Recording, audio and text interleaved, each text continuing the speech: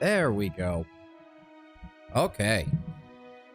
Sorry about that. Yes, the bot seems to finally be working, which means it's actually going to announce the ads, which means if I need to take a break or anything, I can try to do that during the ads. Okay. Now we can actually go from there. Let's go. Welcome, welcome, Tenwin. Good to see you. Good to see you. Hopefully, I have something that will actually show up on the actual stream when there is an ad in progress, and I will know to stop. Hopefully, this works, but we'll find out. Right, we were dealing with this. I completely forgot. All right, get moving, people. All right, let's find out what sweet new hell is awaiting us down here. Took the advice from Pirate Software in regards to how to create ads. Well, to be fair, that's how it's always been set up, but I couldn't get Stream Elements bot to actually announce it. I was fiddling with it last night, and I finally got it to... Well, I think I got it working, and then I was able to prove it today when we started. Dear. So, the Naga are definitely after, like, the tomb of that first water shaper, aren't they? Predator in the water. But yeah. But no, I've got the ads set to the lowest they'll go to ensure that we don't get pre-rolls for new people, because that is where you usually lose people. Arcel 2D is now aboard. Arcel 2D, welcome, welcome. Thank you. Thank you for joining us. Oh, and it's even announcing new follows. Good, good. It seems to finally be fucking working. Oh, thank God. Say your appetite for torture, my beloved. Her screams will not... Oh, dear, they're fighting. What did they just say? Oh. Where are you going? Where you... Oh, okay, they're sitting up there. Okay. You naturally, Well, unfortunately, I don't get experience for that, so... Or I don't get bonuses for the firearm there, so let's go ahead and set up here. Hello. With relish. Bang.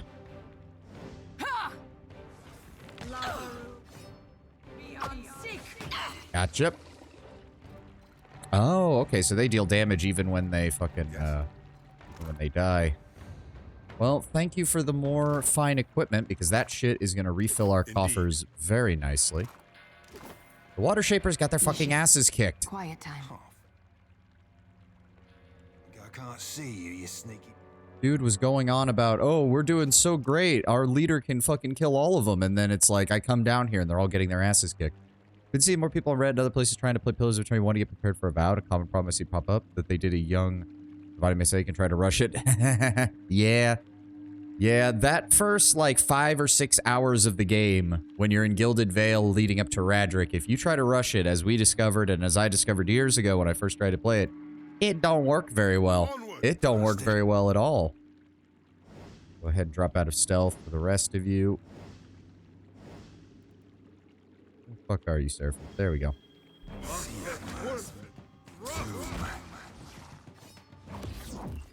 Nope. No, no. Get back here. Get back here. Get paralyzed, idiot. Oh, we're a beaut.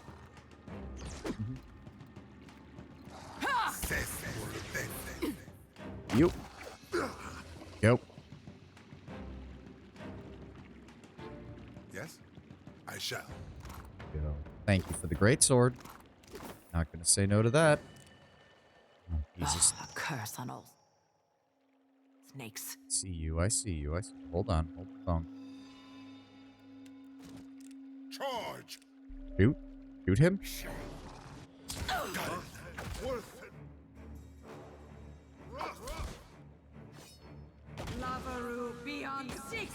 Oh, that's the stuff. There we go. Oh, sorry. I got my brain just physically turned off right there, and I just completely stopped commentating. My apologies. But yes, no, you're correct, Tenwin. And as we discovered, as I discovered, taking your time is pretty much the best way to get through the beginning of the game. Oh, are they still going to be pissed if I try to take anything out of here? Yeah, they are. All right, is there anything else around here? There might be some more stuff over there. Okay, Guildmaster, what the fuck's going on? The Guildmaster lifts her gaze to meet yours. Her eyes struggling to focus. She's been slashed and stabbed numerous times. Her robes are soaked red with blood. Lyru. Oh, gods, look what they've done to you. Takehu covers his mouth with both hands as he surveys her injuries. Peace, Takehu. I gave back 10 times what I took. Too many, even for me. She sputters on a mouthful of blood, but still manages a red-rimmed smile. We've got to get you out of here. Holding myself together. More important matters. She clutches a wound across her gut and winces. You are too stubborn to die, old shark. His voice wavers as a fresh gout of blood begins to seep between Myru's For fingers. once, Takehu, just listen. She raises a steady hand to cover her trembling one. The rod of the deep. Ugh, I've lost it. Taken. You'll need to... Myru coughs, spitting up blood, and for every word she struggles to voice, her breath gets progressively shallower. Find the rod. Get through the stone door by the entrance. Stop exerting yourself or you'll bleed out. Don't you think I know how much water I've lost? She grimaces up at you, the color draining from her Words face. failing. Hurry, before it escapes. Escapes? What's going to escape? Pitied Isengati, Lady of Lament, as the pearl orb of the heavens. Okay, so that's just the relation between the two titles. She wheezes as she struggles to get the words out. It doesn't sound like she's even addressing you any longer. The Guildmaster's eyes glaze over, and she falls silent. Myru? Myru? Takehu takes her by the shoulder and shakes, gently at first, then harder. At last he stops, pulling away and bringing his hands up to clutch his brow. Ngati. She's dead. We still don't know why this is happening. The Naga at least seems somewhat open to dialogue when we finally managed to get a conversation with them over on Hasango. Why would they strike here? Myru told us to seek a rod and a door. A vague plea, I say, but I would honor her last wish. They are still strange last words. The words of Pariki's devotion, I say. An old prayer to Ngati. Takehu furrows his brow. It must have meant something to her. Let's go. There's nothing we can do for her. Akira, the others will see to her once we've cleaned up the last of this mess. Takehu regards Myru's corpse one last time before turning away. Oh. Scallywag. Oh, okay. Well, that's interesting. Also, oh, they literally just came in. Shit. Toe cap. Be Drop into cautious. stealth. Be gone. Really? You fuckers managed to spot me. Alright, fine. Take him down.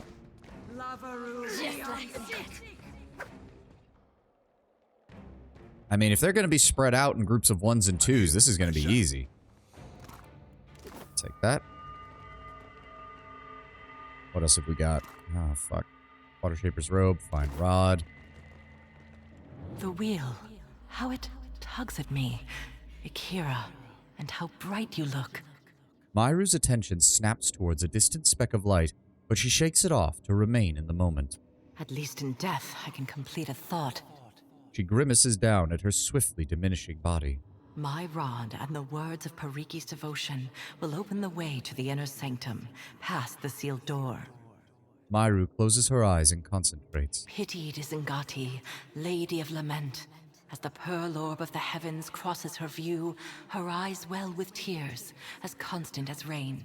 But the moon's skyward journey continues apace, the lover's affection as ephemeral as fingers touching. Myru opens her eyes again. She nods as her form grows furtherly indistinct. You must strengthen the wards, no matter what it tells you. What is that supposed to mean, Guildmaster? Her mouth moves again, but it emits no sound. As her soul fades from sight, she raises her hand to point towards the entrance to the sanctum. She also reaches to touch Takehu's cheek, but her hand drifts through his skin. He shivers, touched only by a passing breeze.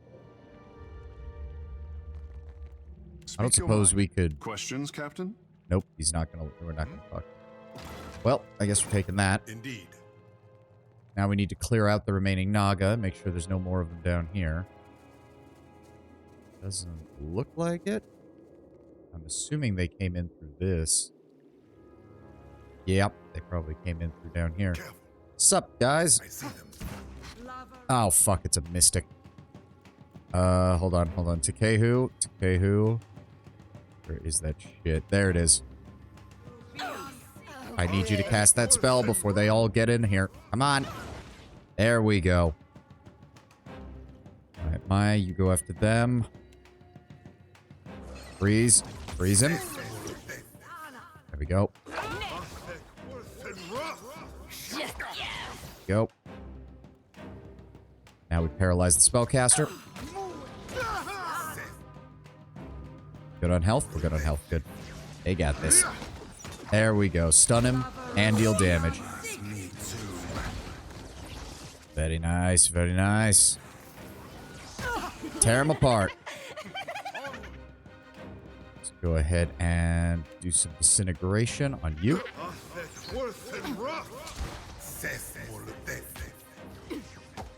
Go. Very nice. Very nice. How much damage was that? Hold on, I want to see that. 16.8 burn damage per 3 seconds for 21 seconds. Very nice. Okay, so yeah, that's actually a respectable amount of burn damage, all things considered. Of course. Reptilian blood. That. Yeah, they got in through here. Tunnel descends sharply into the murky waters. There's no telling just how far down the mountain it goes. Yes. Coral greatswords. Fork of intellect. We're getting a lot of those from them. Retrieve the rod. Did we retrieve the rod? Hold on. Yeah. Ah, there we go. Rod of the Deep Hunter. This unassuming length of driftwood hums with power, and waves of energy seem to break against its surface with the relentless pressure of the tides. The copper is well preserved despite its age, and it pulls with an invisible force like the tug of a dowsing rod. Yeah, we've already dealt with that, so we need to return over here. But what did she mean by you must return the wards no matter what it says? That is the question. What the fuck are they containing down here? Alright, pop this open. As you approach the door, the carved stone flashes with ethereal light. You feel a faint salty breeze gusting from an unknown source. Wana runes decorate the stone entrance. Ngati would not have gifted her chosen people a watery covenant unless they persisted in deserving it. This sanctum is a covenant of our making. Only the sigil of the covenant and the words of my devotion will open the way.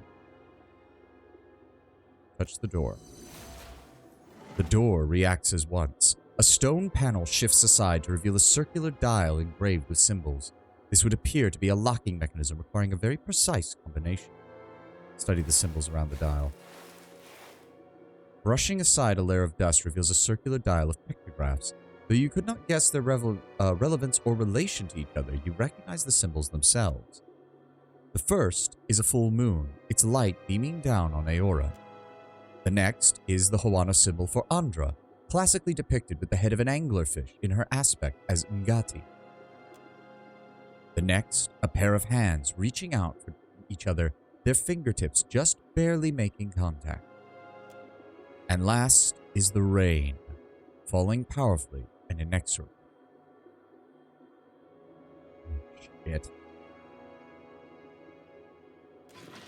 I do not remember the order from the fucking thing that she just did. Do you find it fitting that Andra is an anglerfish? She does look ugly enough. Yeah.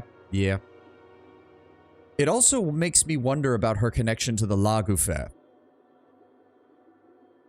It is in your quest log? Okay, hold on. Let's see here. There we go.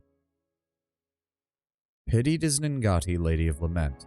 As the pearl orb of the heavens crosses her view, her eyes well with tears as constant as the rain, but the moon's skyward journey continues apace.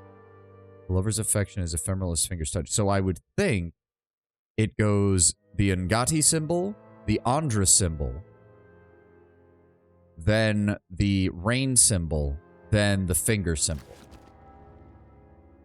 Pretty sure that's it. Yeah, so Ngati, hold on. Rotate the dial counterclockwise. Press the dial.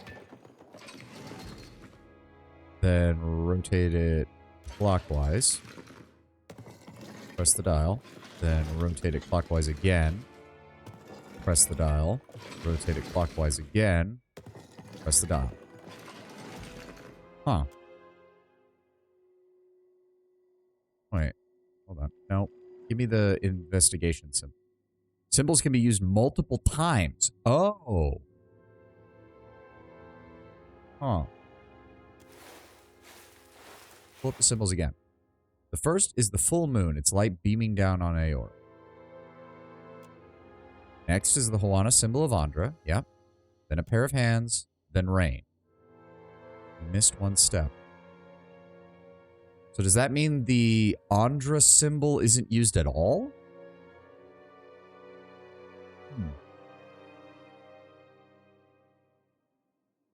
Hold on. Let me see here. I know the Ngati symbol is used, Tenwin, but there's both the Ngati symbol, which is the... By the way, your model is twitching out? Yes, it is. I see that. What the fuck is going on? Hold on. What the fuck are you doing, my little PNG dude? What the fuck?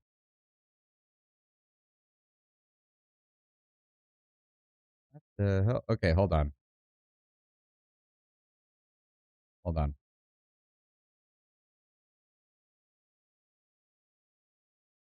What the fuck? Why is it doing that?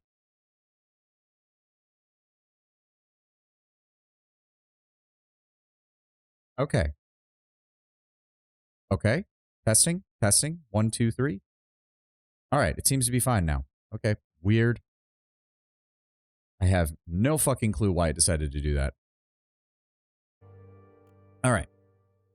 But, no, don't tell me just yet, Tenwin. I think it was that it was picking up the ambient.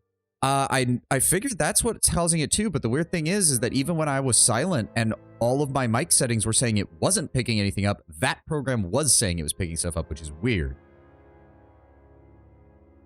Okay, but you see what I mean? It says Ngati Lady of Lament. So it's the Ngati symbol is definitely used. I'm talking about the Andra symbol, which is the crashing wave. The pearl orb of the heavens crosses her view, her eyes well with tears as constant rain. But the moon's skyward journey continues apace. The lover's affection is ephemeral as fingers touching. See, you'd think then that it would be 5... Oh, it's 5 parts. So, Ngati, the Andra moon symbol, rain, the moon symbol again, then the touch, then the fingers touch. Okay, begin to manipulate the dial. So, clockwise? Or no, other way, counterclockwise. Yes, so, Ngati, Eothas, no, other way. Other way. The rain. Then the moon again.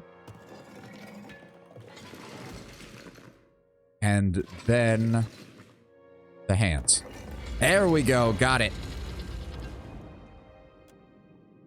The air beyond the passage is humid, reeking of stagnant water and something else. Something old. Its very presence raising the hairs on the back of your neck. If you take your first step, an ear-splitting roar rises in volume and echoes down the passage, shaking loose the surrounding rock. You navigate the dark and narrow tunnel, pressing your shoulders together to fit the passage. What the fuck is that? A motherfucking dragon. It's a motherfucking Naga dragon from the looks of it.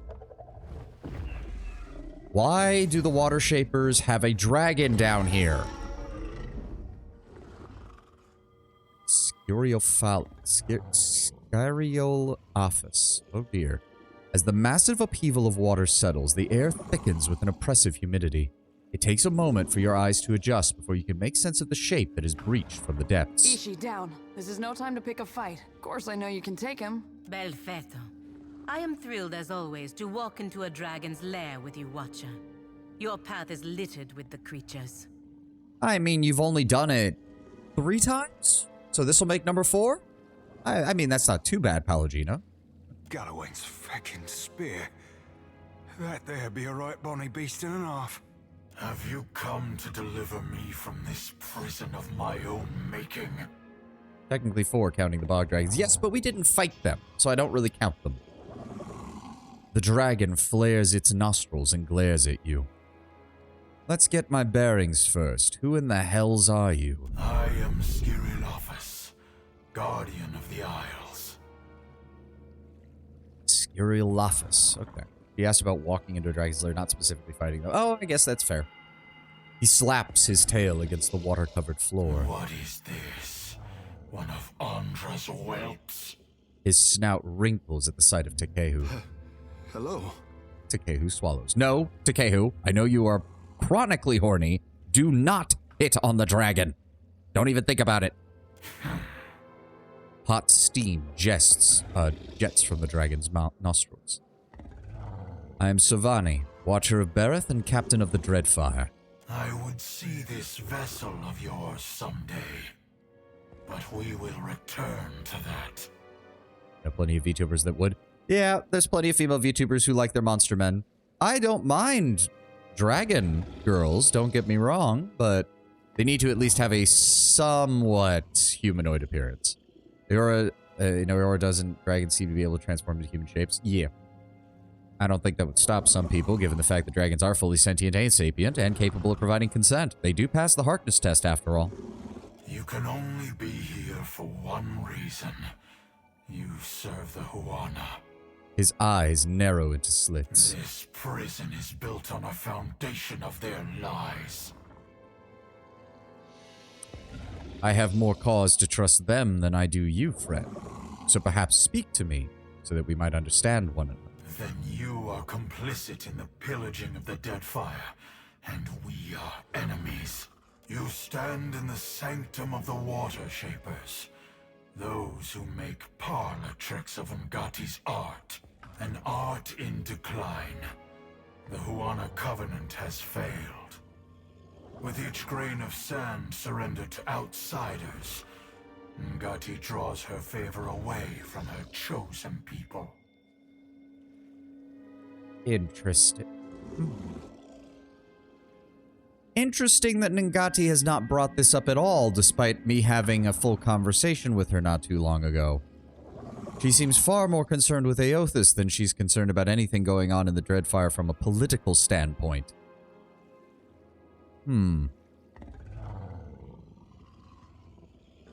Tempted. That's just superstition. What proof do you have of your claims? The Guild hides how their acolytes struggle. Their ancestral forms no longer respond as they once did. Soon, there will be no Water Shapers to remember them. I like what I'm hearing so far. Maya! Smiling to herself, Maya folds her arms. Daughter of the West, what I intend for the Huana is nothing to what I will inflict upon your fleet. The dragon huffs a breath of steamy air. Maya only narrows her eyes and shifts her weight. Yeah, Maya, imagine something that is both a water shaper and a storm speaker and is a dragon capable of flying. I'm sorry, I don't think you guys have invented anti-aircraft cannons yet, so please do not provoke the dragon. When their mighty talent went into decline, I gave the Huana the strength to raise the very sea against our enemies. For my generosity, they bound me to this chamber by my soul. This cannot be true, I say. The half-breed's naivete is charming. I see why you suffer his company. Please don't insult my friends. It does not make you better in my eyes. And now the Deadfire dies in my absence. The luminous Adra shrieks in agony, calling out for a guardian. I think the fleet could probably handle a dragon. The whole fleet could. The question is, can the Rautai afford to gather their fleet into a singular point with how spread out their empire is? This is the classic Roman Empire problem. Check on the wiki. If you want the Huana to fix the food thing, you need a 3+ positive rep. Yeah, that's what I figured, because we're at 3, so we need more. But yeah, the Rautai are rapidly approaching the what I would call Roman Empire threshold, which is, yes, they have vast amounts of resources, but they need vast amounts of resources just to keep the vast amounts on their own. You think the Rautai have monster hunters on the payroll? They probably have some, but from the looks of it, this dragon is going to be able to rally the Naga to his side, which means he'll basically have an army of his own as well. Okay, so that's not showing up, because I just got the alert that the ad is going to be playing in about 2 minutes and 30 seconds. Okay, okay. We'll see if that actually shows. It's still not going to show up when I do that, so we're going to keep moving. And when the ad's playing, I will do speculation and just talk to you, Tenwin, since you're subbed, so you're not going to see ads. And we'll wait for the ad to finish playing, so that way everybody else can keep up. Okay, I think I like how this is running. All right. So you're the reason the Water Shapers are so powerful. The Huana of ages past could have shaped the very dead fire to their liking. Oh, look at that. Fucking Andra causing people to lose knowledge and lose power over the natural world. Haven't seen that shit before. Now their backs have turned against Ngati's covenant. Their art is an echo of its former glory. Raising a shaking hand to his mouth, Takehu blinks up at the dragon. By Ngati, he speaks true. Your disgrace, so pure and concentrated. The other Water Shapers knew nothing about this. Clever Pariki twisted the forms of her art. Rather than give obeisance to Ngati, they draw from the wards of this prison. The dragon shows his teeth, his steaming breath rising from between each fang. None but the masters of the guild ever knew this. Mother, Ngati never told me this, I say. See, that's the interesting part, because everything we've seen is that Andra actually does care for Takehu. She wants Takehu to hit his full purpose. It's very strange that she would never mention this. The goddess sent her insufferable tests. She never raised a fin to deliver me from this prison. Eothas growls long enough to send a tremor through the chamber. Read the dragon's soul. You are a watcher. Of all the kith who could have entered this chamber, how intriguing. Andra's taking a bit of a Magrin approach. She wants Takehu to figure things out himself, because otherwise what will he learn? Yes, but it's interesting that she hasn't mentioned anything to me either, when this is something that I think she knew was going to directly happen. And it just seems weird that it's like, I don't know, why would she leave it up to us? Okay, yes, there we go. The announcement is working. Okay, so we're going to speculate. I'm going to speculate with you, Tenwin, and I don't know if Lord Brownbear is here or not. Usually he makes himself known. So I think you're the only one who can see me, who can hear me right now because the ad is playing. Andra being a dumbass, surprise. That is true, Tenwin. I suppose I should see that coming. But yeah, when the ad is playing, it's got a minute longer to go, so I'm just going to speculate, and we can talk lore stuff whenever the ad is playing, so I don't waste any, I don't want people to feel like they're missing out. You're a watcher of all the kith who could have entered this chamber. How intriguing. Let me scroll back up while we've got some time. Rather than give obedience to Ngati, they draw from the wards of this prison.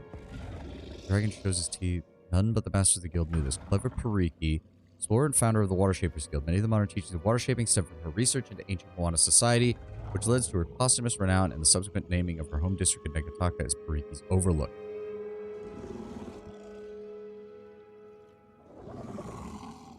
The Huana of ages past could have shaped the very dead fire to their liking. Now their backs have turned against Ngati's covenant. Their art is an echo of its former glory. To say the least, for them to be able to do this. Yeah, it has to be. It would make me assume that that Pariki was probably a druid cipher, whatever the combination for that class is. Oh, good. The ads are done. Okay, we can keep moving. Submerging yourself in the dragon's soul feels at first disorientating, like perusing the stacks of a vast library. The energy and vibrancy that should color his soul is gray and worn. From the shadows, a dark, formless thing reaches out to you in desperation. The wards around the stone floor drag the essence down and disperse its energy elsewhere to the Watershaper students of Nekataka.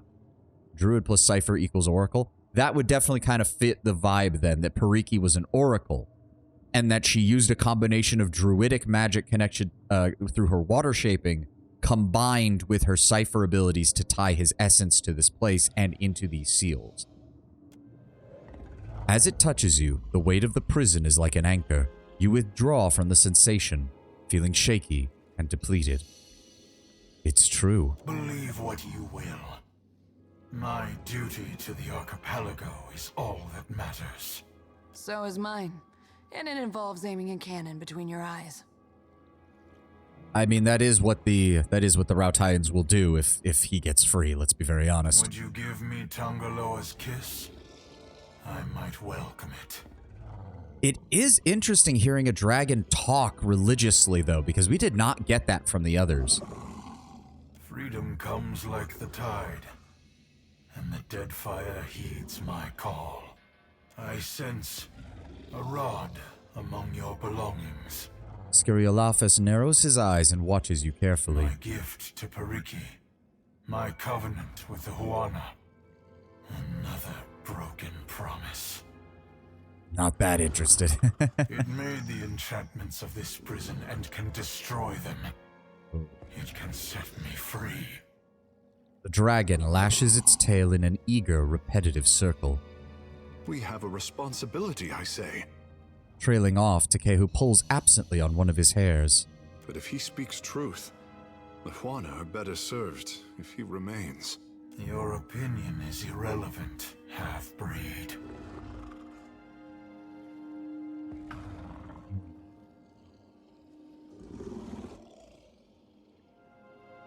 What happens to the Water Shapers if I do as you ask? The Huana have chartered their doom. I will not mourn their passing. Dragon not being too fond of godlikes. To be fair, he's been trapped down here for God knows how many centuries. I don't think he's very happy with anybody. The fact that we're a watcher is probably the only reason he's even giving us any time of day. And the fact that we have the rod with us. Let's be very fucking honest. Neither will I speed it along while they stand against the foreign tide. Okay, that's interesting. That's a pity. I was about to suggest we make a deal. Of course, My Takehu doesn't. concerns are greater than your petty squabbles over land. Onekaza would have me killed if I set you free. I have questions. I will tolerate your curiosity. You think of yourself as the guardian of the archipelago. What do you mean by that? That is a duty as old as the islands themselves. Oh, good. And the automated one is also going on. Very nice. Thank you. Thank you, Stream Elements Bot, for actually working for once. In ages past, there were 3 guardians. They watched over the Isles, the Adra, and lost to Kaizo. Oh. That is similar to the tenets of Ngati's covenant. Takehu furrows his brow. You are perceptive for a fish. Also, I know Pallegina doesn't like the gods, but for the love of Christ, Pallegina, it's literally just Takehu reinforcing that the dragon is speaking truth. You don't have to like it, and Lord knows, I don't think anybody here does. Takehu certainly doesn't. You spoke of 3 guardians. Creatures of unparalleled age and power, bound, like me, to strengthen the Huana. If they still lived, no foreign ship would trespass on these islands. What do you know of Ukaizo? A city where Kith spoke to gods, the heart of an empire. I know only what I hear. Ukaizo was gone before my time. Even its myth is dust and ashes. So he's not the original Guardian. The Guardian is a title that has been passed down through some of Ngati's chosen over the years. Okay, interesting. So he's not as old as he as he seems to be. Well, he never claimed he was that old, but he's not as old as he initially appears. Takehu, what are you thinking? Akira, there is too much running through my head, I say. Takehu touches his forehead. For another time.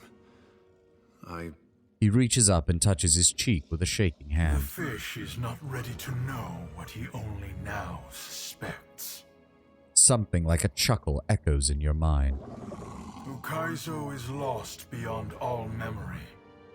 Better to forget that monument of hubris. If it's lost beyond all memory and it's a monument of hubris, why would Ngati assign a guardian specifically to it? See, you're not making full sense there, my friend. How did they even get you in here? As outsiders threatened the Isles, the power of the Huana waned. Crafty Pariki sought me out to strike a deal. She used my soul as a crutch for her water shapers. In exchange, she vowed to protect the Adra. But the Valians are mining the Adra. Diverus. We mine it and refine it. Most of the Huana seem perfectly content with the arrangement. I am not most of the Huana. I am the jaws of the dead fire.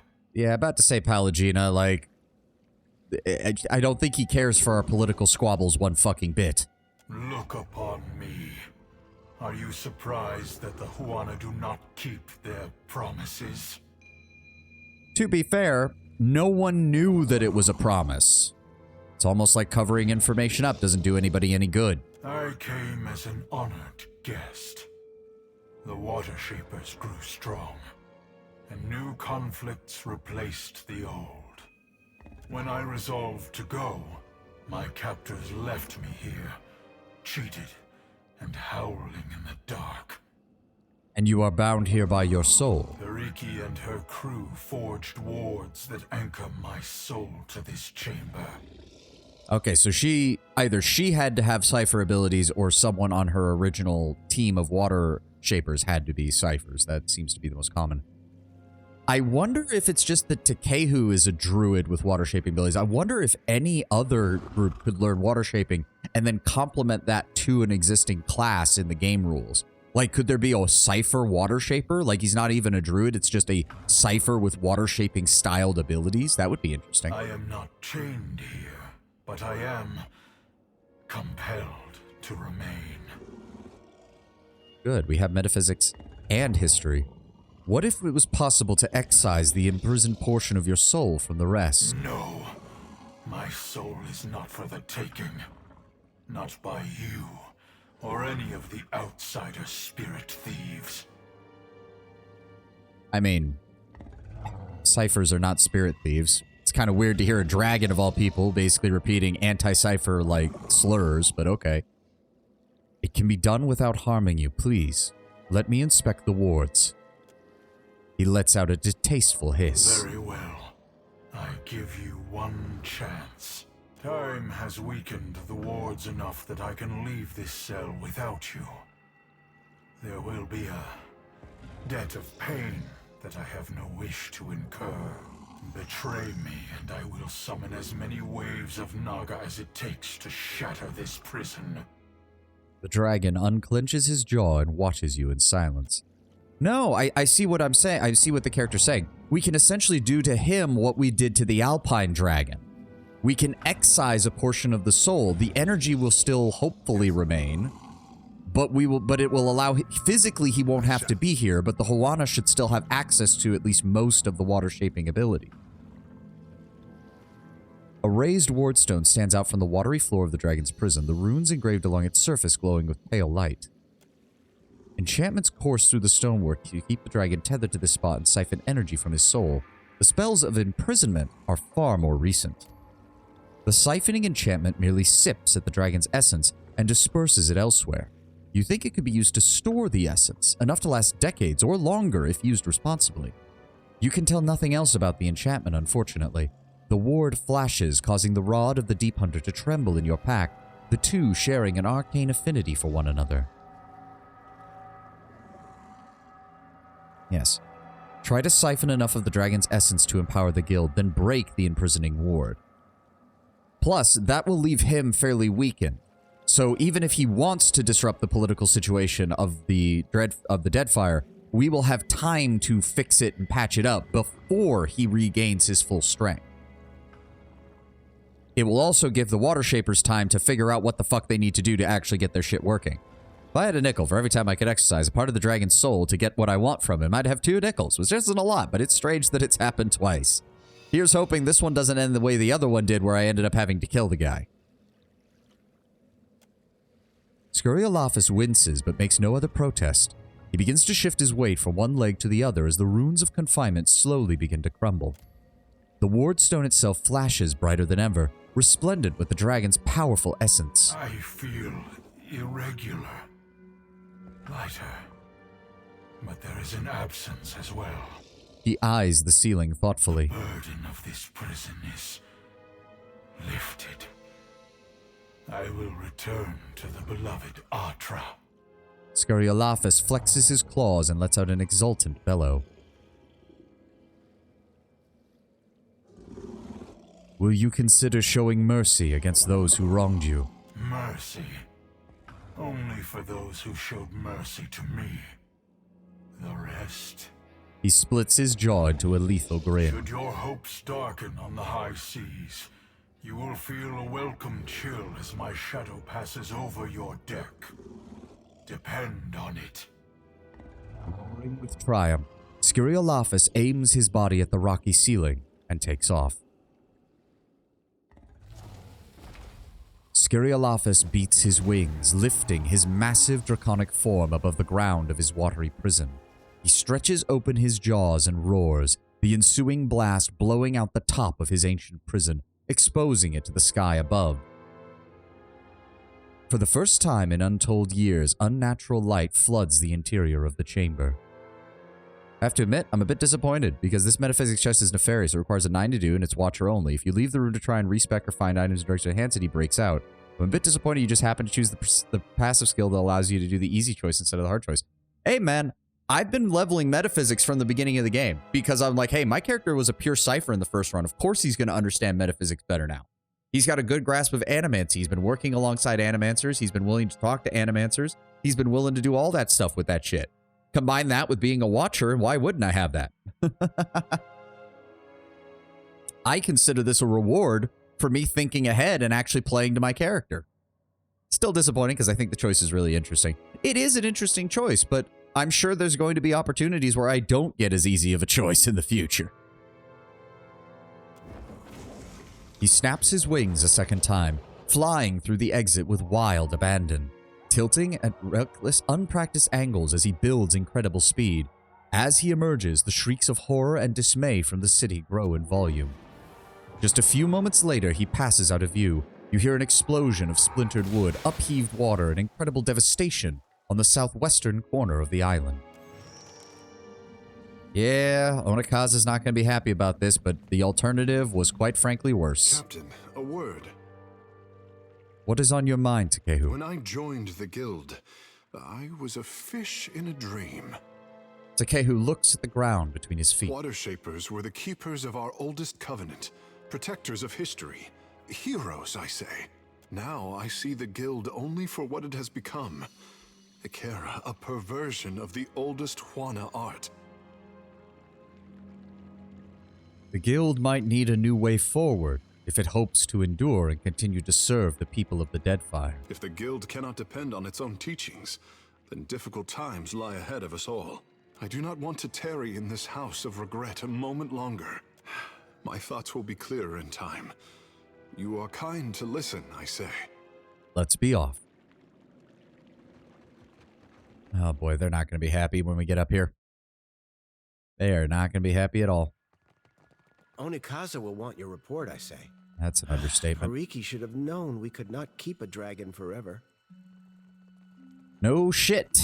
You think they would have figured... And also, technically, it does occur to me, if you had siphoned off portions of the dragon's soul to begin with, you probably could have let him go and then just have him returned every few centuries to top you guys off energy-wise. That would have allowed him his freedom to continue his task from Ngati and allowed you guys to maintain your power. to be fair, if, it does occur to me, if Pariki was a cipher of some kind, and future Water Shapers were not, it would actually make sense that they wouldn't have the ability or the skills to do so. Alright, we'll head to the rooftop. You think the dragon would be up for it? I think if that had been the original deal and Pariki had not betrayed his trust, he might have been able to be talked into it. But after centuries of what happened, this is going to be the only top-off they get, so they better fucking figure out what's going on. What'd you miss? Lord Brownbear, we just freed a dragon from imprisonment, so you kind of missed the big show. We finished off the last of the Naga. We managed to use our, our metaphysics skill in order to, fully, to free the dragon with hopefully the least political impact. I don't know how Onikaza is going to feel about it, so we will see. What madness has its clutches around Pariki's overlook? The mountain shakes, bellows of anguish echo over the wind. Onikaza raises a trembling hand to her brow. And a shadow rose from the streets to cover Queen's birth on its way to the sea. Now the traders look to me for answers I do not have. Onikaza pounds her armrest with her fist. Nothing but panic and contradiction make their way to my ears. Tell me what happened. A small force of Naga invaded the guild in an attempt to rescue an ancient sea dragon of Ngati. You do not jest. The queen blinks and slowly rises to sit straight in her throne. My lady, the only time I start to joke is when you've severely pissed me off, and quite frankly, actually, you are nowhere near that level of threshold of my annoyance. I reserve that mainly for the gods. About many things, Highness. Not this, I say. Takehu folds his arms and closes his eyes. Something about the gesture causes Onikaza to hold her attention on him. Yes, well, they drew power from the dragon to shore up the fact that by letting slip their covenant with Ngati, they were losing their power. The dragon basically served to shore it up. For what did the guild endanger my city with this creature? I will hear Myru's report. Onikaza searches over your shoulder. I'm afraid that the guildmaster Myru is dead. No, to lose a teacher of Myru's skill while Rawatai points their cannons at us? Onikaza raises her hand to her mouth. Takehu, my sympathies. I know yours was a turbulent apprenticeship. Makara, the guild, they fought bravely, Highness. Takehu nods, his lips pressed in a hard line. Send every bird for my master water shapers. Tell them to cleave the ocean in half if they must. They will come to Nekataka now. A pair of attendants bolt to attention and scramble down the stairs. Onikaza nurses her brow and sighs. I once told Myru she was not allowed to retire while Rawatai's fleet darkened my ports. Ngati is not done testing me, I say. Eothas agreed to lend the Water Shapers his strength in order to help protect the archipelago. Kahanga legends tell us that our ancestors made compacts with the creatures of the Deadfire. Onikaza cuts herself off and snaps her fingers to an attendant. Send for Ranga Hauhua of the Wapua tribe. If she could soften the hearts of my cats, I say dragons are not beyond her. I would suggest treating the dragon more as a Ranga in its own right, rather than a wild animal, my queen. Ikara, but I cannot believe... Highness, would you trap another of Ngati's ancient pets? I would go any distance to protect my people. Can Ngati's chosen say the same? Onikaza turns back to you, leaving Takehu to pull on his hair and frown. Speak on, Watcher. As surely as a tide swelling over the shore, I feel you are not finished. The forms of water shaping, as taught by Pariki in her later years, are fabrications made to tap into the dragon's soul prison. Then Pariki's students had an advantage in their lessons, I say, and Myru's after her, all at the cost of this beast's freedom. I find it interesting Takehu has a tick of pulling on his hair when he's thinking or distressed. I think it plays into to his nature as a godlike. His hair is the most obvious sign that he is a child of Ngati. And so he tugs and touches it because it's basically him trying desperately to, I would say, reassure himself that he is a godlike, that he is a child of Ngati, that he is meant to be here, even when he feels like he's not. If water shaping is not as our ancestors taught it, we cannot reckon how much of the original form we have lost. A sinking feeling accompanies her thoughts, as if Onikaza feels a vast well of uncertainty opening beneath her. What became of the dragon, Watcher? If the power of this beast strengthened our guild. Onikaza leans forward. I managed to siphon fragments of his soul into the prison wards while he was being freed. Your water shapers should be fine for now. I would suggest that you enter negotiations with the dragon as an equal if you wish to see his power returned to you in any fashion. Failing that, you will need to uncover the ancient forms of the water shapers from before Pariki. She closes her eyes and nods, taking each breath slowly. What Pariki did was no kindness, I say. But her actions helped students of the guild to learn our most sacred art. I am not feeling very sacred today, Highness. Okay, again, Pallegina, that's not even pro-godlike. That is literally Takehu having an existential crisis. Takehu, what was the dragon but Nagati's gift to the Huana? You are out of practice interpreting your mother's omens. With little to no food for centuries, it does indeed. Okay, my queen. She was a gift to the Huana, but the Huana abused that gift. The dragon is still a thinking, living thing. It is sentient. True, drakes and worms are little more than animals, but once they achieve the size of a dragon, they are truly intelligent and powerful creatures. If you're going to treat it as merely a resource, you're doing no better than the way the Valians and the Rautai treat you. This is more valuable to me than every cannon in Rauatai. Thank you, Watcher. Onikaza inclines her head and touches her brow, holding the pose long enough for her attendants to draw in sharp breaths and look to you with awe. Probably more intelligent than you, my queen. I wouldn't go that far. I'd actually say that most dragons are on par with above average intelligence Kith. It's just that dragons have the one advantage that most Kith don't have aside from the elves. They live for a long ass fucking time. That provides perspective. It can also provide certain biases, but it does provide perspective. For example, I'd say the dragon also has some other problems, which is Andra's penchant for erasing history means the Huana don't even know about a lot of the agreements they made with her fully. They don't know which ones are real and which ones are just symbolism. Which means, guess what? Some of them are going to make deals with the Valiants to sell Adra because they have no fucking clue that that's part of the deal that their ancestors made with Ngati to protect the Adra. If they don't know, how the fuck are they supposed to actually follow it? Boy, Andra, it's almost like when you intentionally cause things to be forgotten like that, you fuck over future generations sometimes.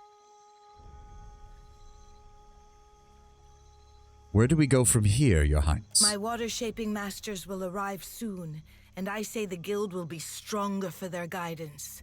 But a queen's work is not finished until she has endured all of Nagati's trials. I could send birds to every Ranga and rally them to our cause, but Neketaka needs more than strength. We need pure Huana fury.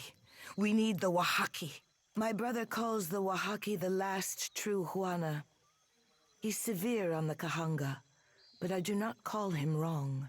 Onikaza thumbs her chin and nods. I'd be surprised if you haven't traded blood with them once or twice in the past. The tribe hates all foreigners. Passing ships are attacked on sight, and explorers never make it back to the beach. Hopefully they recognize me as friend. They will at least let you talk while they knock their arrows, I say. I have hesitated to let the trading company see my teeth, but those days are behind us. Filling the seas with Wahaki war canoes will strike terror in the heart of even Rauatai's Iron Fleet.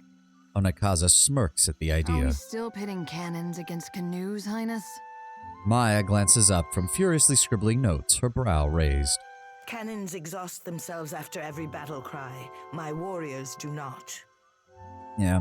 And to be fair, Maya, the water shapers and storm speakers have already shown that if they can get the jump on your fleet, those cannons don't matter for jack shit when the enemy's already boarded you. And in melee combat, I'm gonna be honest, I'm gonna put my money on the Huana. I will attempt to make contact with the Wahiki and hope for the best. We know Nikaza. Sail for the Isle of Oriokoiki and return when you have an answer from the tribe, whether fair or foul. The island lies northwest of Neketaka. There is a phrase which will protect my royal herald. Over crumbling mountains, across blighted seas. If you remember this, it could save your life. Realistically, in melee combat, go pistol. To be fair, pistols seem to be fairly so widespread that I think even the Huana have them. The Huana also have armor that, despite being made from primitive materials, is just as tough as most of the armor that's used by the Rautai, so... Oh, good. Yes, it's still running. Very nice. Over crumbling mountains and across blighted seas.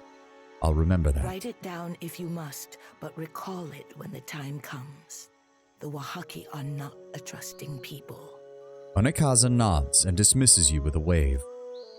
I don't suppose you actually have anything else. Is always welcome. Nekataka is Nope, you got nothing. Are we seriously only at 3 still? Oh my god, are you fucking kidding me? How? I've gotten multiple moderate increases to my reputation. We still haven't gotten it above 3. Yeah, I was going to go ask. I mean, maybe they do keep a more modular track. Oh, also Takeo wants to chat. Thank you for the heads up. Shaking his head, Takeo seems uncertain to where to place his focus. He draws and expels heavy whistling breaths through his nose. Did you want to talk? To my tribe. The Water Shapers were keepers of the past. Our connection to the ancestors. His speech rises in intensity, though he doesn't seem fully aware of it. Save your life? Does she mean save the Wahaki's life? I mean, to be fair, she has every reason to think that they would win. But nah, I'd win. How the guild heaped praise on Ngati's chosen. How they congratulated themselves for acquiring me, I say. My cage was a gilded one. Their dragon, he was not so lucky. I can see the point. They used you both. The guild teaches a likeness of Ngati's art, for shame. But they posture before outsiders like masters of old. He holds up an authoritative finger, breathing heavily. To inspire the world with Ngati's gift. This is my calling.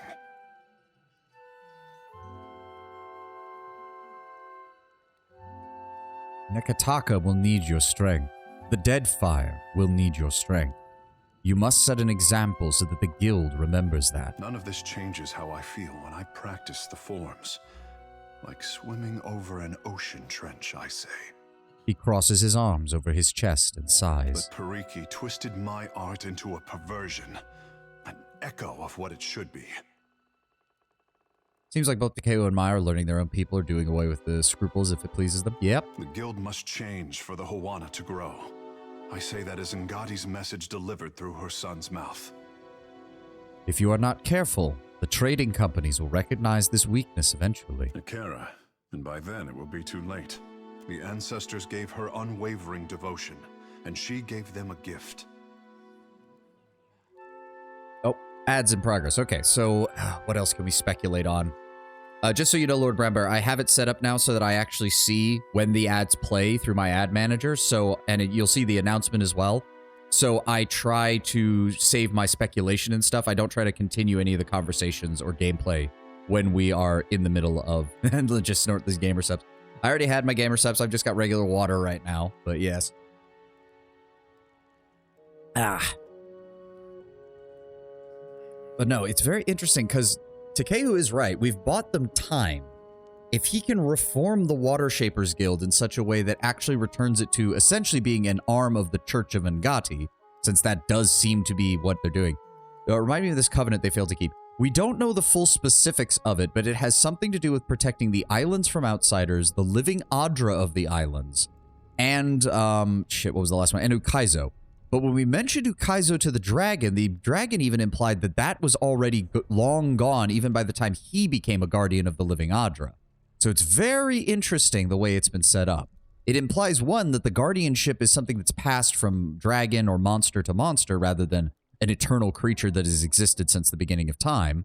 It's also implied that the guardian of Ukaizo and the guardian of the Isles itself is long gone. They are both long dead, or at least long lost. Okay, the ad is done. We are back up and running according to the ad manager. We're going to keep going. Takehu sighs and lazily scoops a palmful of water droplets from the air. They form a rough approximation of an anglerfish. Seems similar to how the Glenfathans would guard the ruins with indiscriminate violence. Yep. Losing Ukaizo severed our connection to the gods. Over time, their gifts diminished. The anglerfish turns belly up and puffs into The vapor. tribes have never needed Ukaizo more. With Ngati's blessing, I would bring Ukaizo to them. What do you and the Water Shapers know about Ukaizo? An island, a city, a dream. The best of our people, before Cataclysm buried it under ash and waves. Others call it the heart of the Huana Empire. More still, call it home. And what would you expect to find there? The bleached bones of the past? Lewd sculptures? I mean, Roman history would tell us that yes, ancient peoples were far more lewd than we would give them credit for. No one knows what the Huana left behind, and there is little enough for us to guess by. Why is the power fading and not just being snatched away? Depends on how you define lewd. Well, as far as we can tell, it mainly has to do with the destruction of the living Adra pillars scattered throughout the Deadfire. The Huana have been selling the rights to mine it to the Valiants for the most part, which seems to have slowly eroded their connection to Ngati. But given the fact that Andra exists as a being who intentionally causes such loss of things, I have to be speculative and very skeptical about the claim that it's purely because of that. I think Takehu might be on the right track here. I think something is in Ukaizo, or something was related to Ukaizo that actually served as the connection between the Huana and Ngati. And it was the loss of that that led to the change. So Ngati did give you water shaping. Kara, talent like mine was once effortless, I say. Our birthright as Huana. He smooths back his hair, his hands coming away damp. Our ancestors could raise islands or divide the seas. No warship could stand against us. Now only a fraction of us remember. He wipes his palm dry, frowning all the while. So you've committed to finding the island, then? I say it is obvious now that Ngati brought me into the world to do this for the Huana. He frowns, uncertain about his comfort with the idea. Whatever we find, what better crew than friends to find lost Ukaizo on treacherous seas? Akira? It would be in character for this covenant to be more technical in nature and for her to let it be forgotten. Yep, exactly. Just realized Shar and Andra are both gods of forgetting. That's one of the Baldur's Gate deities, isn't it? Pallegina smiles weakly as she gives Takehu a half-hearted nod and a shrug. Sounds fun. Akira. Right, Ishi? I mean, we're all going to be looking for it one way or the other. The various factions have definitely made that clear. If you be taking requests, a few more beautiful lads and lasses wouldn't hurt none. Provided they possess the basic know-how of knots, navigation, cannon powder and such. Seraphin counts off the qualifications on his fingers. Captain, you have let the handsome fish do all the talking. I needed this. Thank you. He releases a heavy sigh, shaking out his arms as the tension dissipates. It's no problem, Takehu. Akira, let us be off. The world around you darkens, and once again you feel an incessant tug for your attention, a pull centered from Takehu's soul. What do you want? My handsome fish is intimidated by his own potential. How upsetting for him. The air around you feels thick with moisture as Andra leans forward on her throne. See the anxiety that takes shelter behind his confident smile. He has worn that since he was old enough to swim. Okay, well that's not the line that was written here, but okay. I could always plant the covenant in his dreams, but that would spoil the fun of Ukaizo. My final test for the Huana. Ah, so yes, you did set this up to be a bitch. Help him to rise up from crawling. Help him to stand and walk as a man, as a god. Her presence draws away, and watery fingers lightly brush the nape of your neck. Ah, no, you do not have permission to touch me. Still with us, Captain?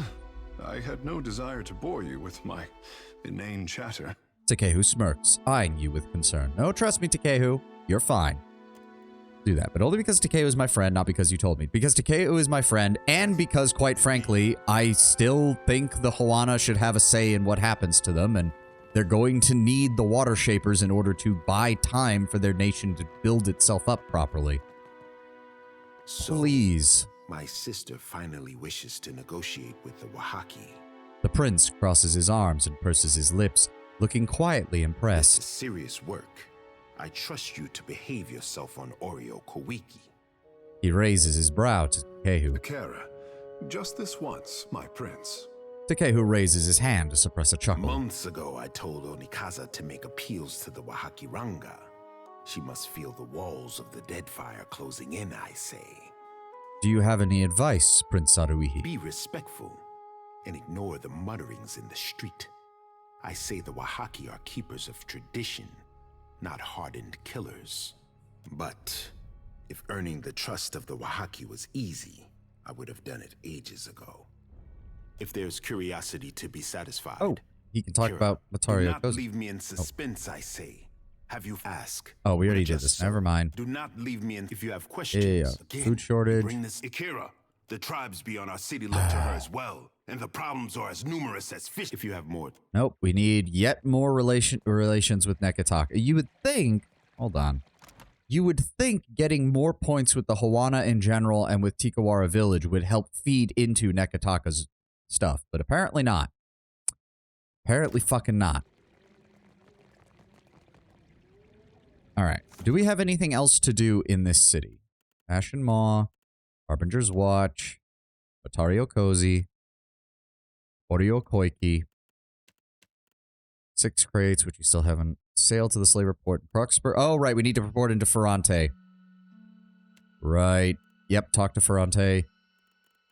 Anima, we can do that at some point. Sayuka, the food source, Partisans of Light. Head to Sayuka and search for any signs of Romaro. Sail to Oreo Koiki, that's Eothas' quest. Okay. You can go do the DLC now. I would honestly recommend it. Beast of Winter is amazing. And that is the one with Yidwin's associated quests, right? Like, we want to bring her along because she has unique dialogue for that. Yeah, okay, okay.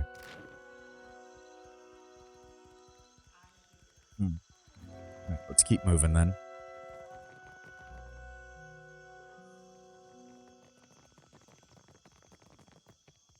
I do want to... Let me see here. I've never seen the DLCs. Oh, that'll be interesting then. Lord Brownbear. What was I doing? Right, hold on. Hariki's Overlook. If we go to the Luminous Bathhouse, because that counts as an inn, we should be able to swap out companions. We'll go grab Jyoti and Adair so we can go check out the Temple of Gaon in the city. My friend, you return. There we go. I'm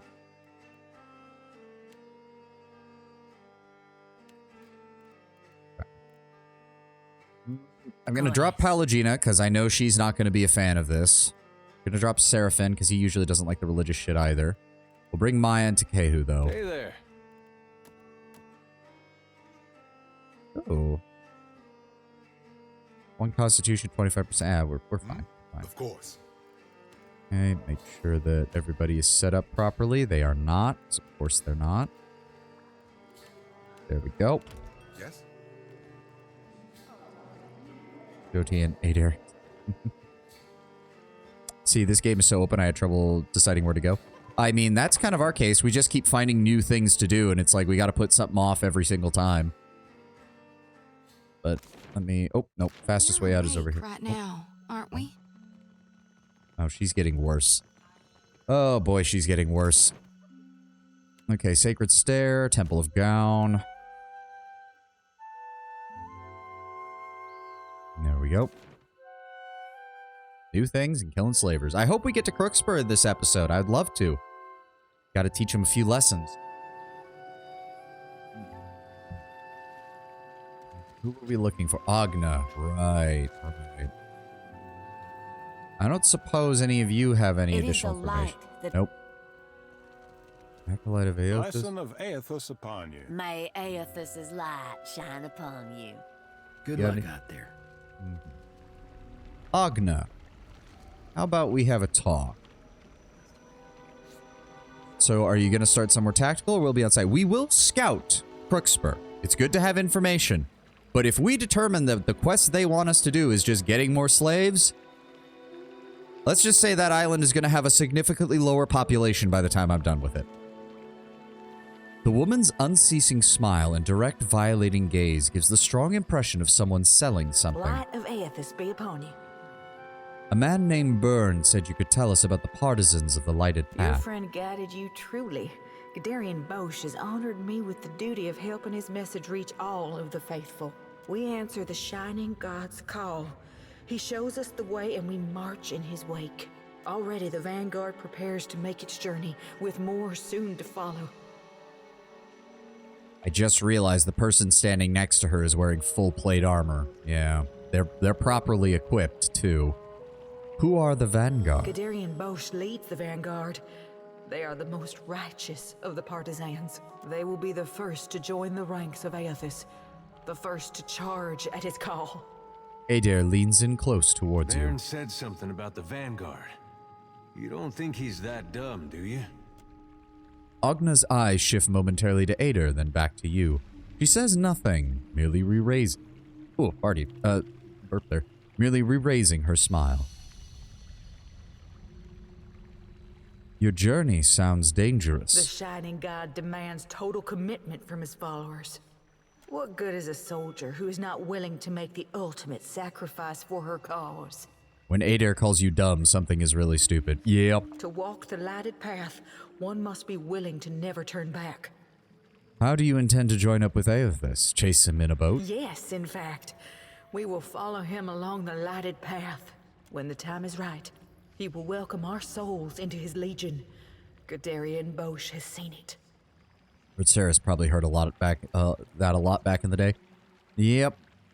It wouldn't surprise me. They're also desperate for... I think this is part of the problem as well, is the Ridsarans are desperate to try and find some kind of meaning in their loss. And, well, Eothas coming back in a giant Audra statue is a pretty obvious, like, beacon as far as the more radical elements amongst them to go, yep, we weren't wrong, see? We weren't actually wrong, see?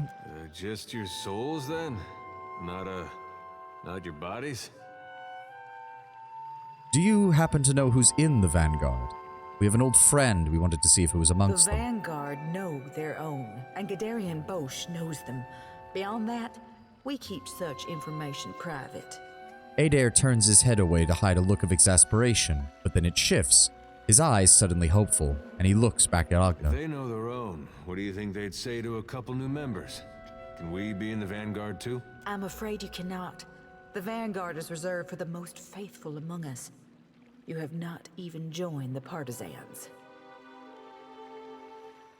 Is circumstance not a measure of faith? Nah, I like the religious angle. That'll play well with them.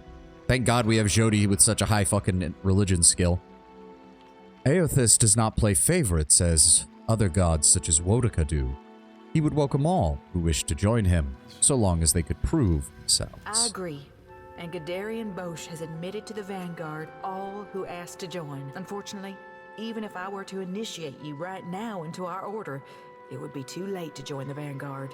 Oh fuck, they're already on the move. Their ship is docked right now in Nekataka, and set to depart at any moment.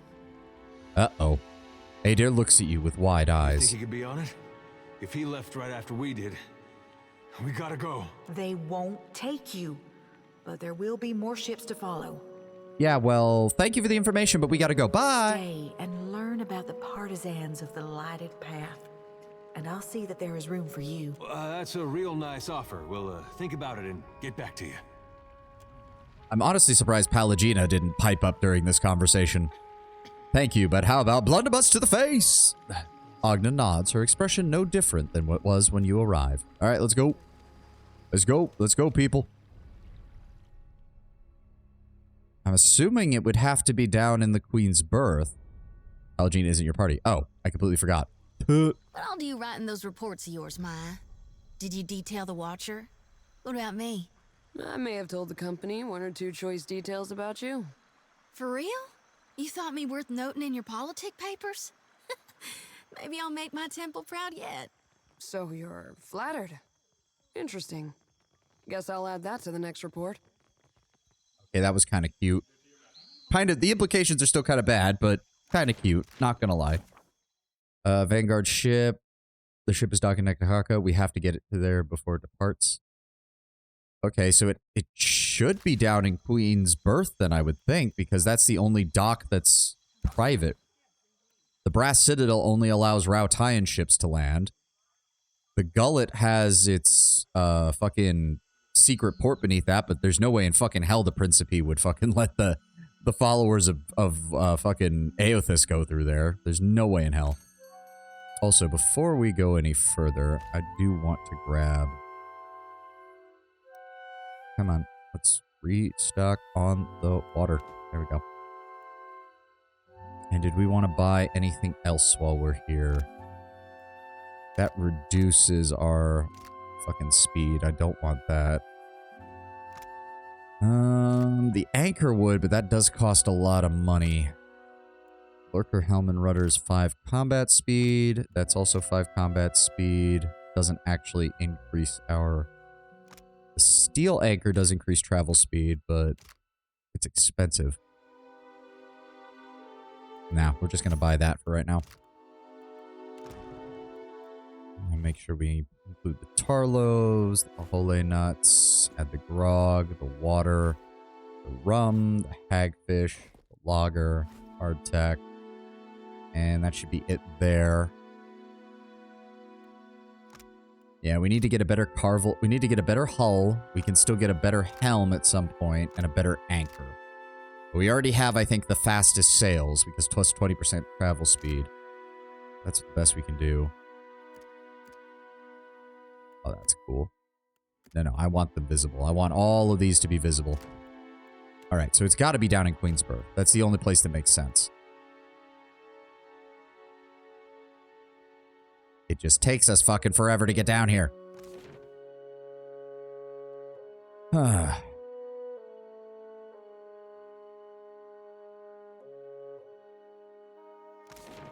would think... No, because that's our ship. There's no one else. Huh. Maybe they're getting ready to go from... No, why would they be going from here? Why is it not saying? Speaking with the party intended to join Eothas by dying in close proximity to him. Burn City intended to be in the vanguard. The first way to join Eothas, the ship is docked in Akataka. We have to get to it before it departs. It'll be at sea if you go out to sea. Oh, okay. Alright, head over here then.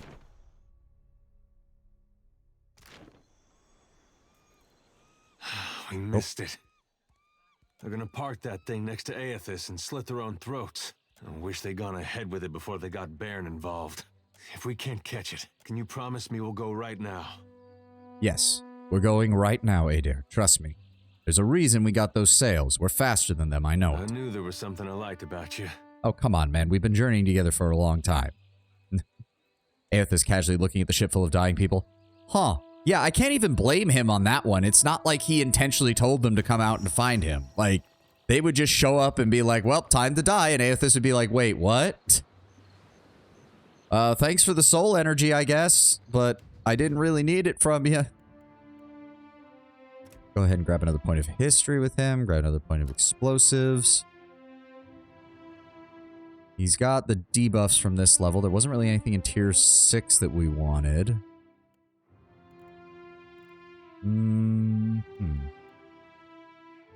Lightning is good. Cleansing Wind is alright. We picked up the Secrets of Rhyme. I'm thinking we grab Heart of the Storm because he also uses a lot of electrical attacks. So Lightning and Ice are his two, or Lightning and Ice are his two big ones. Alright, lead by sea.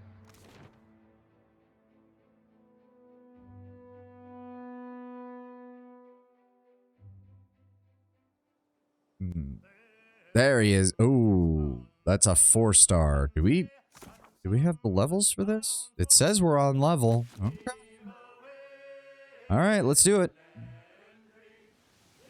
Chase after him. Is there anybody else around here? He's probably going to get away before we can get to him. All right. F5. There we go. All right, Adair. I hope you're ready. Here we go.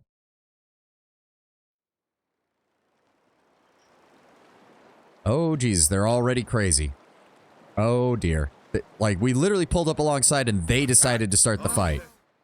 That's not a good sign. Partisan. Nobody named from the looks of it. But this is just the first wave. We can actually go below decks. Oh, I have a feeling we're going to utterly fucking destroy these people. Go ahead and give me that buff. There we go. Dive in. Too difficult, I say. Take that. These guys aren't going to be that hard. We even outnumber them, which is honestly kind of shocking. Please actually attack. Please actually attack. There we go. I actually got the kill on that one. Good. Oh, Jesus, that guy exploded. Thank you for the lightning. Stop it with the fucking rock spells, Facina. I swear to God. Plate armor, some obsidian flakes. Their equipment isn't even that good, honestly. Clubs, fresh fruit. God. Scepter, fine robes. Yep. Oh, Adair leveled up. More athletics. Honestly, we just don't use Intimidate, so I'm actually kind of annoyed that I even bothered putting skills in that. We're just going to keep bumping his streetwise then. Okay, we picked up the... Yeah, we picked that up. Unbending. Draw strength from their own indomitable spirit, causing them to regenerate a portion of health lost from each attack. 25% of damage taken converted to healing for 15 seconds. Okay. Rogue is Smoke Trail. Shadow Step. Going beyond.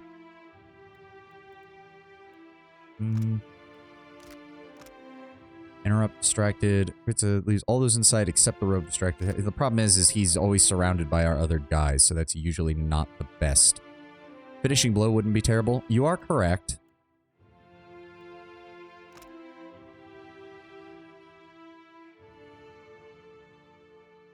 Shadowing beyond would also not be bad.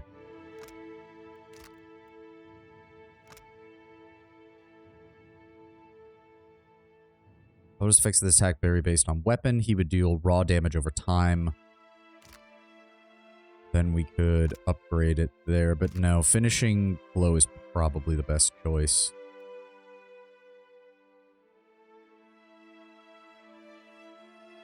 Potent Empower, Accurate Empower, Penetrating Empower, Lasting Empower. Death Blows.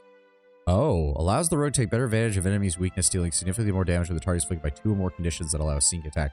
That will be very good, because paired with my Cypher's ability to inflict debuffs and his ability to inflict debuffs, we should be able to keep that constantly on enemies. So yes, we're going to go ahead and take Finishing Blow. Alright, let's go down below decks. Let's find out what the fuck's going on down here.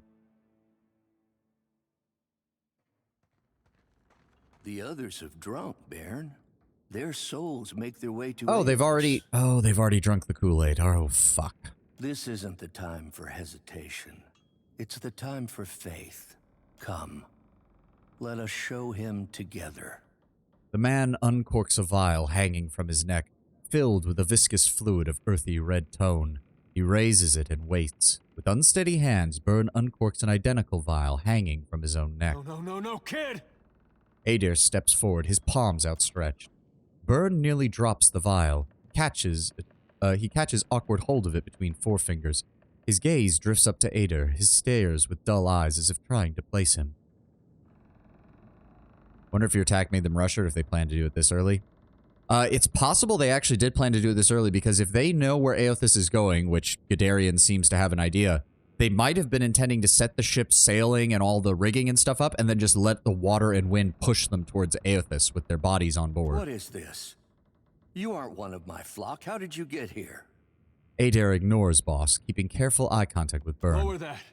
Let's talk. Byrne waits, the vial now clutched in one hand at chest height. Yeah, some random principy coming across their ship. Huh, weird. Strip the bodies. Yep, that's exactly what they would do. Hear us out. Decide once you've heard what we've had to say. You can't let him decide for you. You know what Olava would think of this. She isn't here to decide for me either. The vial in Byrne's hand hovers now just above waist height. What is faith if it isn't tested? These people are willed here by Eothas to challenge you. Make him proud. They did literally commit suicide by attacking you. Well, to be fair, we tried to board them, and then they threw themselves at us, quite frankly. I will make him proud.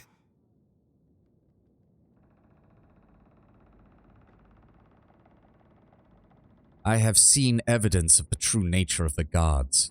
You are wise to question. Maybe he's not testing faith. Maybe he's testing if you can think for yourself. I think you mean Gadarian bullshit. Oh, now it's showing up. Okay, there you go. So in the upper left-hand corner, it even gives the alert now. I managed to get that set up. Sweet. I don't know why it didn't work with the last ad, but it's working on this one. All right, at least it works. Thank God. But our faith, isn't that what the gods ask of us? Burns' hand lowers. It hangs at his right side, the vial dangling. Eothas has come just as I said he would. There will be no other chances.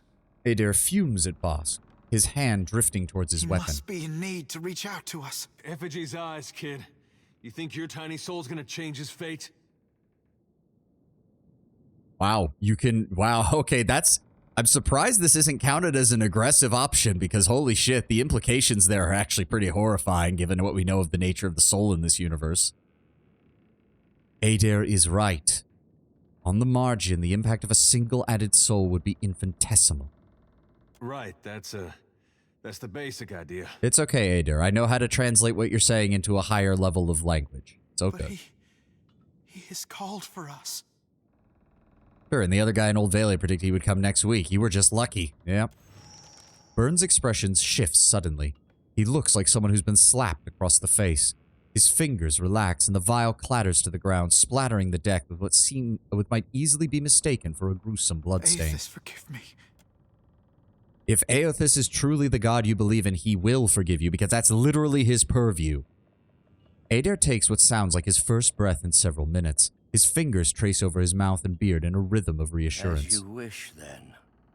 Abandon your god. Oh, shut up and either kill yourself or shut the hell up. For betrayal, there can be no forgiveness. You will receive not his mercy, but his justice. All acts can be forgiven by a truly benevolent soul. Is that not what Eothas himself has said? Don't you got somewhere you need to be, Bosch? If you're having second thoughts, I can help you follow through. Not a one. Bosch smiles and raises his vial towards Adair in a toast. He then downs the fluid in a single gulp. The shining god will light the way. He barely gets the sentence out before the first spasms rack his frame. A reddish froth bubbles from his lips and he collapses to the floor, flopping and arching like a netted fish. In one final rigid convulsion, his breath stops, and his body settles heavily on the deck in an unnatural pose. Think he's all right? He looks a little seasick. If only he died before he had gotten others involved. Burns stares silently at Gadarian.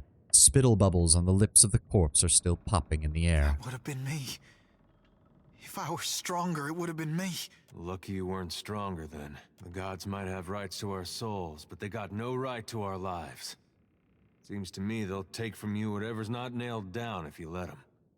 And there's the next ad break, so we're going to take a quick breather for the next 80 seconds or so. Oh, let me get some stretching in. Frick. Oh, there we go. Oh, that makes me feel better. Oh, give me one sec. I'm going to turn my heater off while this ad is playing.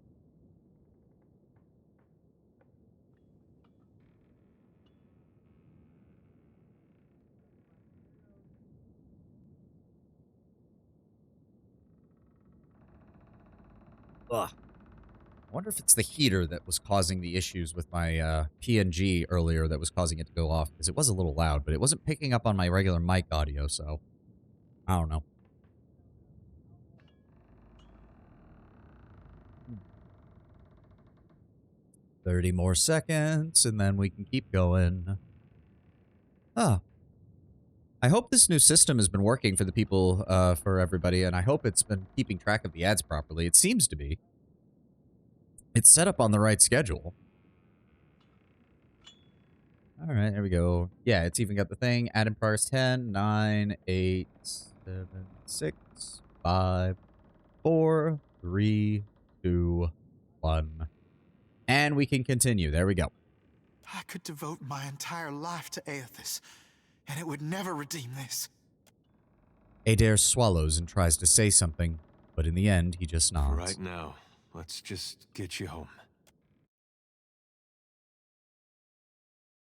I hope the Kool-Aid was strawberry flavored. Oh, do we actually have to take it? Yes, we do. We have to actually return to Hasongo. That's fine, because we do need to make our way over to Dunnage anyways. We'll go around the back side of the island, since we have not done that before. Oh, there's some stuff over here. Medical supplies. I'll take it. Why not? That explored. Ale and Carloaf was used. That's a Cruxburg captain, though. I think we can catch him before he gets to Cruxburg. Come on. Get back here, you son of a bitch. We're not done. I am in need of more money, and you're looking like a fat fucking paycheck.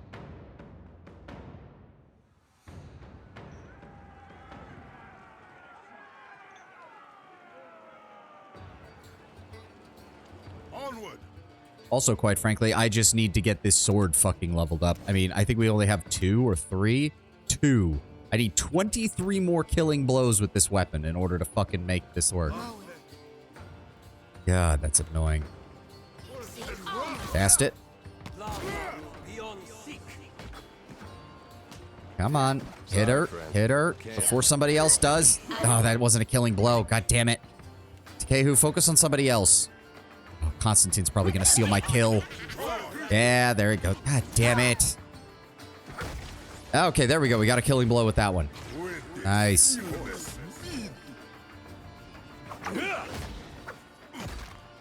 Come on, attack him. Attack him. Did we get this kill? We got the kill. Sweet. That's 2 of them.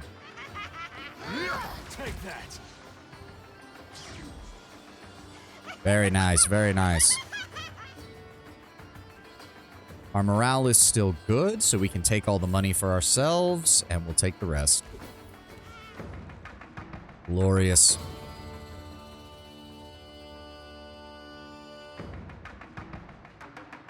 Oh, there's an island over here. Well, we're dealing with Hasongo first, so sail back.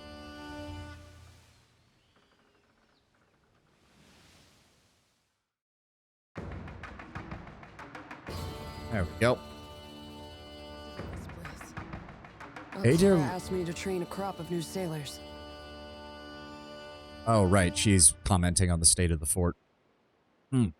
Adair looks up expectantly as Byrne disembarks the Dreadfire without a word to anyone. Byrne begins to head off, staring straight ahead with sunken eyes, and doesn't break stride when he passes Adair. Bairn. The boy had taken several more steps before he seemed to have heard anything from him, and when he stops, he doesn't turn to face Adair at first, as though keeping his options open. A long moment passes between them, then, with persisting hesitation, he turns. I'm not sure what you want to talk about. I have my life, and I know it's because of you. I know I should be thanking you, but the truth is, I don't know if I want to be here now, or what I'm supposed to be doing, and I still don't know what to say to Eothas when I meet him one day. It should be the other way around. He's the one who owes you an explanation. Bairn avoids Adair's gaze. You hear me, kid? He owes you. Bairn gives an absent nod, still looking down, and says no more. Oh, Maya surveys the wreckage of Hasongo, betraying no clear Guess emotion. the sharpshooting lesson was wasted. Should have spent that time talking about home. I'm sorry, Maya. We'll do what we can to avenge them. Nodding, Maya strikes a salute to the ruins of Hasongo. She holds that position for a lingering moment, then stands at ease with a sigh. Alright, at least we got a small moment like that. Can we talk to Bairn? Not in much of a mood to talk, if you don't mind. Enough. I guess that's it. I'm guessing Adair will probably want to talk on the ship at some point. But for right now... Hey now. Hello. So there is some... Hold on. We've been to this island, but... What are you?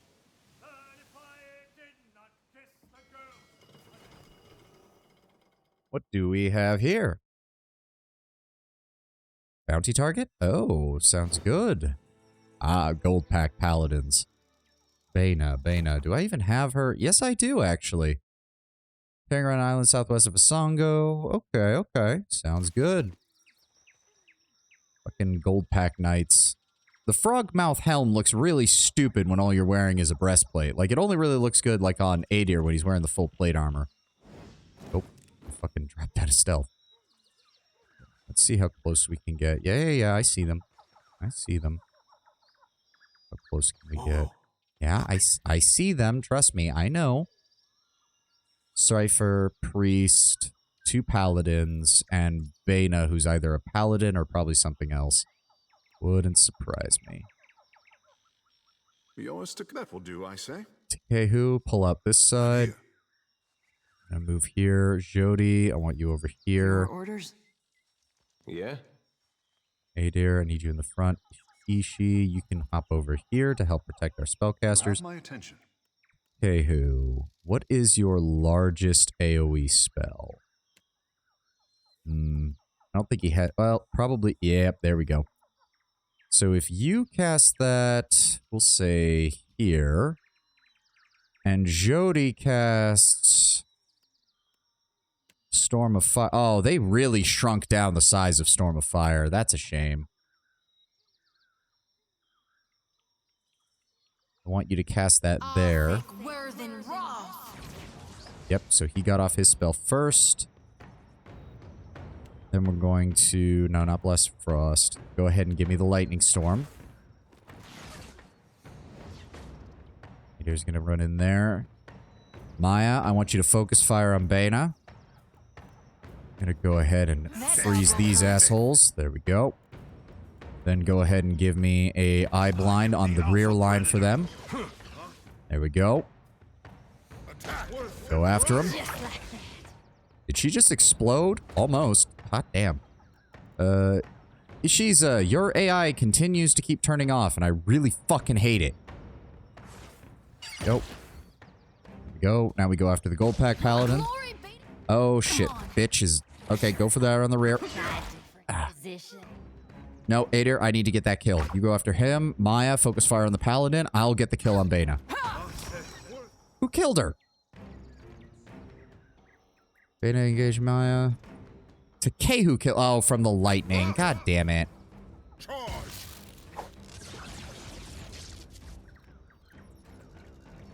Well, that was nice and simple. Of course. What were you dipshits packing? Wow, your gear sucked. Wow, your gear sucked. You... Okay, there we go. She has... Ooh, a +3 constitution. That's actually pretty good. And a Nomad's Brigandine. Grants Lone Vanguard. Chance to convert incoming hits to grazes when no allies nearby. Not bad. And with the Horde. Grants bonus deflection while near allies. Oh, that's actually a nice combination of effects. Also starts at a superb armor rating. Base armor rating of 12. That's actually pretty good. And minus 25% damage taken from disengagement. This suit of armor is made in the fashion of a nomadic people of the far Ixchamital plains. The horse archer who owned it likely wore it on numerous raids and overland migrations.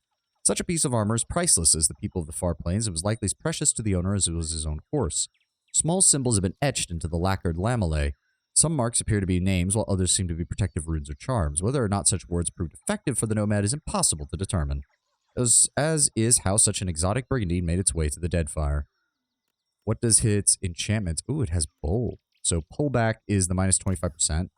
Can also gain 25% chance to reflect against engagement attack. Pretty good. And immunity to disengagement attack. See, that's good. That's actually really good. Battle Roamer was the, Lone Vanguard, and with the Horde, Head of the Column just gives it a straight +5 deflection against melee attacks, and Tail of the Column gives it a +5 deflection against ranged attacks. Okay, first off, the belt with the +3 constitution. The 15% of incoming crits converted to hits is actually really good for Adir as a frontline tank. You know what? We're going to give it to Jody and make her a little less squishy. I think that's a good idea. There we go. And then as for the armor... quite frankly... Is that better than what Adir has? By quite a bit. Adair does usually prefer the medium armor, though, just so that he's got a nice combination of defense and offense. It also does occur to me. God, 5,000 to upgrade from fine to exceptional. Fuck me.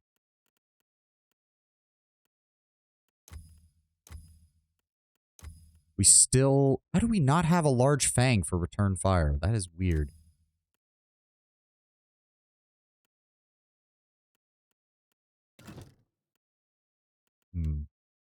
I've got my Miscreant's Leathers, which I really don't want to get rid of because I've got the best.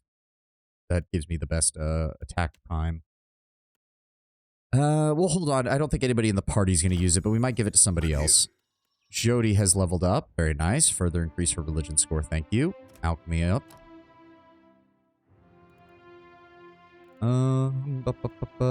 What was it? Resurrection? Yeah, resurrection. Just in case. There we go. Nicely done. Nicely done. I don't think there's anything else here, most likely. It's probably just... Yeah, it's just a jungle crossroads. Honestly, now the mask fits her. Yeah, it really does.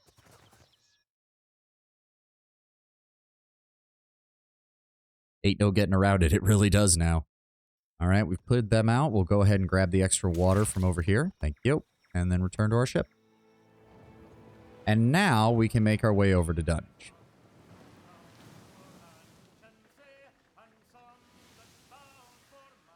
Oh, look, it's another fucking Crixper captain. Guess what, buddy? You're about to have a bad day. The mask corrupted her, maybe. I'm in need of more money, and you are all gonna give it to me with your bodies, because I'm gonna kill you all and strip your corpses for loot, and then I'm gonna sink your ship over here, because fuck you, slaving bastards.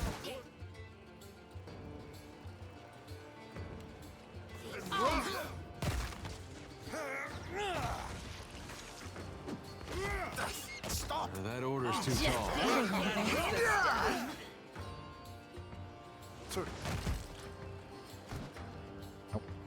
I don't think I'm gonna get a single kill out of this, because everybody else is gonna kill him before I can. We get him? Yep, there we go. Morale's still high, so we don't have to share any of the money. We're getting plenty of gear from here. Very nice. Take everything. Gonna have to sell some of this when we arrive in Dunwich, that's for damn sure. It actually occurs to me. We can, if we want to, we can go after the last bounty target in Lifter's Refuge in Dunwich. That is, yeah, in Dunwich, yes. All right, let's head on down here.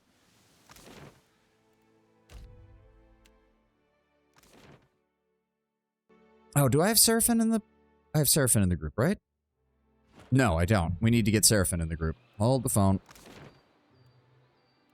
I wish you just had a button to change your party composition when you're on that screen, because it makes sense if you're at your fucking ship that you're able to do that. You know what? Jody, go ahead and grab Seraphim. Go ahead and land.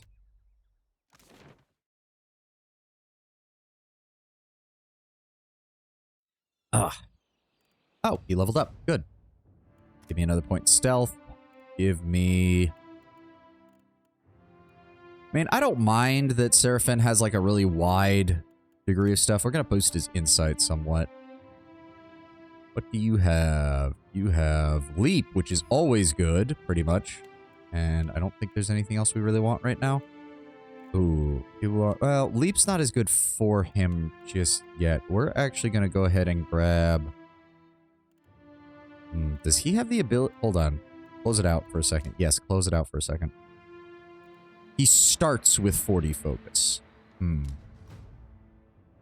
don't know if he'll start with enough to actually get... Yeah, go ahead and boost his insight. Because if he doesn't start with enough to lead with Borrowed Instinct, then it's not as useful. Mind Lance. Target to all in line of sight. No, I don't want him to have that then. Tier 1 Affliction. Random effect. Tier 1 Inspiration on self. Pain block. Body attunement. You know, if he's going to be in melee right now, we'll go with body attunement. We'll grab leap next level. Of course. And it probably fucked up my formation again. Actually, not that bad. We will pull Ashiza to the back because he's very squishy, and we'll leave Seraphim right behind there. Now, where in the hell is there supposed to be a... You have a name. What's a good word, Scuttler? Oh, right. That's their bounty person. God. Hello there. Anything I can do for you? If you'd like to learn more, you'll have to travel quick. Yeah. Bon, What I'm do you... well. Fuck, you listened to my tale. I suppose You know what? I'll pay for that. He shows you a trick for lifting a man's coin purse from his belt. Between demonstrations, he also gives you tips for negotiating with even the most hard-headed of merchants. You thank him and turn away, and just as you're about to leave, he tosses a coin purse to you with a laugh. You nearly forgot something. The coin purse he tossed you is your own. Very nice. Very nice. Dunwich Town person. Doesn't it say it was in... There's nothing much here, so where the fuck could an ogre be? Oh, is he... Oh, he's down here. Alright. Torkar, Cutthroat Sharpshooter. Okay, we need Adair right here at the front. We know how this is gonna fucking go. I need you over here, Takehu over here, Ashiza over here. I'll take up spot right here. Quick save. Hello, good sir. Puny. Too puny to join my crew. Arms crossed, the hulking ogre looks to you from head to toe. He spits at your feet, unimpressed. Go away. Be gone. Scram. What's an ogre doing in Dunwich? As I said, I seek bodies for a crew. And no, you cannot join. Well, too bad. I'm here for the bounty on you. It is kind of you to announce yourself to me, bounty hunter. It will be just as kind of you to die by my hand. Yeah, I figured as much. Alright, we're going to start with an eye blind. Adair, if you'd be so kind as to... We'll go with Mule Kick on him. Takehu. Overwhelming Wave? Yeah, Overwhelming Wave. Oh yeah, that'll be beautiful. Hit everybody in your path. Maya, if you'll go ahead and mark him for the hunt. Seraphim, if you'd be so kind. Go ahead and give me Phantom Foes on the entirety of their group up here at the front. Oh, that's glorious. Alright, they're inflicting things on us as well. Takehu, if you'd be so kind... Did you even cast your spell, Takehu? There we go. Yeah, there we go. Stun them all. Stun them all, my friend. Thank you. No, not Ball Lightning. Give me Blast of Frost. Oh, AoE. I think that... I don't think that's... No, it's not far enough. There we go. That'll work. And we're gonna go with Paralyze. What the fuck? Where did you come from? What the fuck? How is that guy fighting us? Oh, that is bullshit. Why is he part of this shit? We're gonna bring Torkar down one way or the other, that's for sure. Oh, god damn it, Maya. Hold on, I got you. Ishi, get back there and help her. I need something stronger. We've got this. Hold on. Come on, kill the fucking... There we go. Okay, Torkar's down. We'll deal with the wolf companions.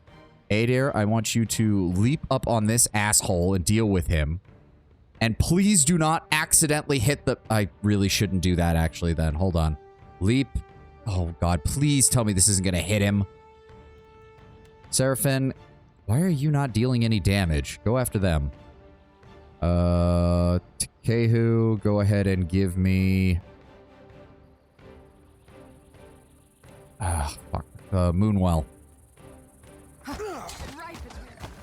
Ow. Why is he not moving? Spirit Shift Sharp. Oh, he's just casting a spell. Adair, yep, go after that guy. Go ahead and Mule Kick him as soon as you get there. Why are we having so many problems with these wolves?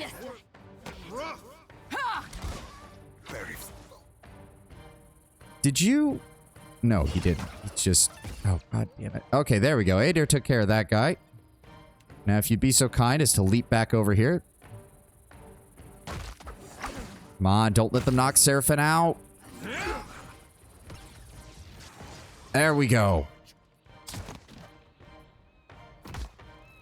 Come on, almost got him. There we go. Nobody got knocked out, and we did pretty good with that, considering we got flanked by that asshole. I'm here, indeed. He's got... Ooh. Grants ability upon becoming near death. Grants Reforge the Flesh. The wearer transforms into a stationary pillar of steel, reducing incoming damage and restoring health. Becomes paralyzed. 10 health restored per 1 second.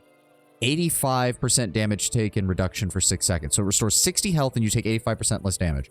That's not the worst. Gives +1 crush armor rating and +1 to might.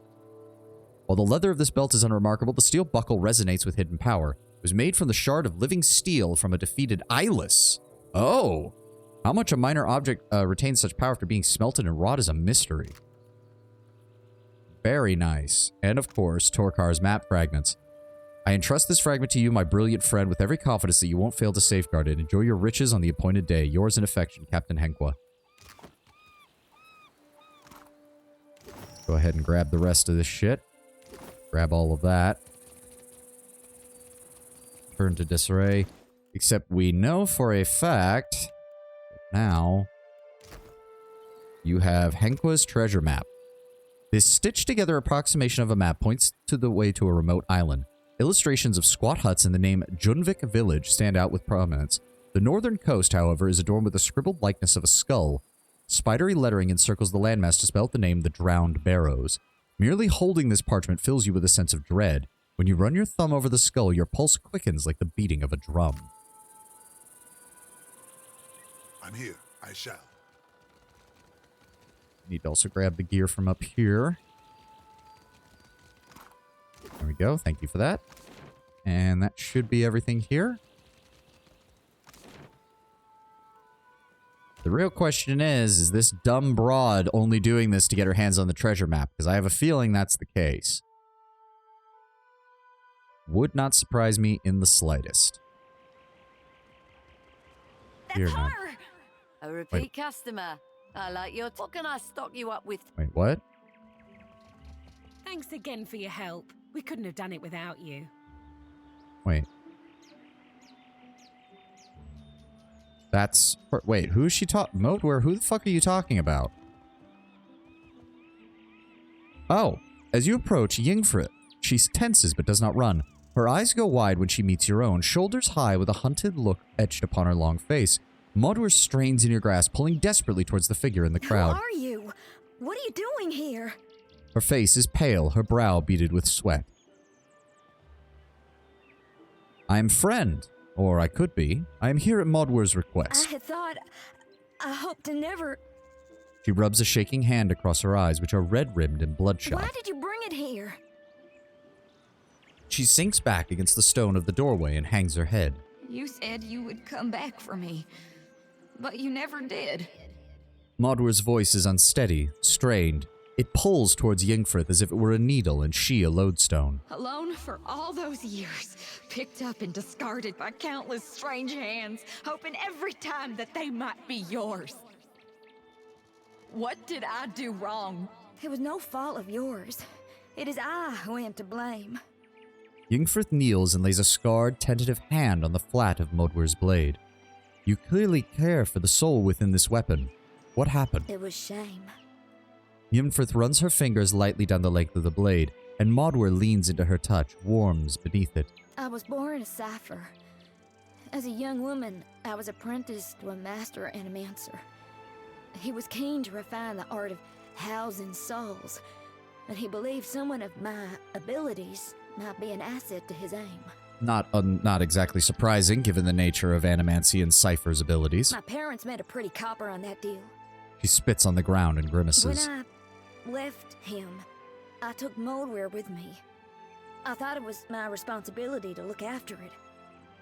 I decided that my penance for Moldwar's creation would be to hunt those who used animancy for terrible ends.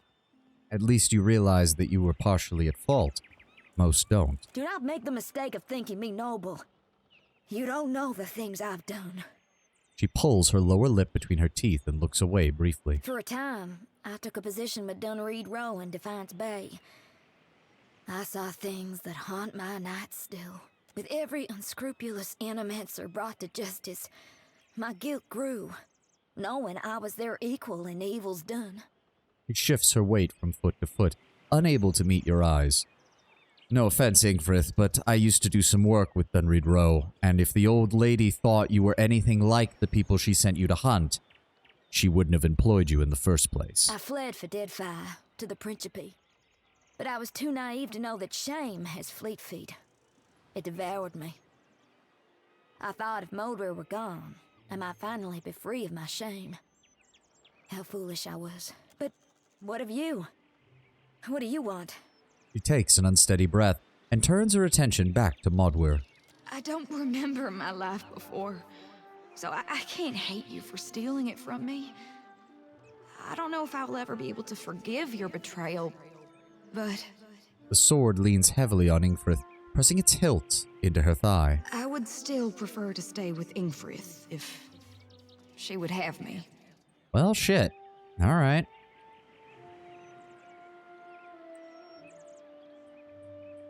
If that is how you feel, then so be it. But I care for you as well. The sword leans away from Ingfrith and towards you and presses into your leg. I have to wonder, what'll happen to me after both of you die? Can my soul even return to the wheel? It will eventually. Though I've only known life as a weapon and I've no desire to die, neither do I want to live forever. I'm only a weapon. A tool.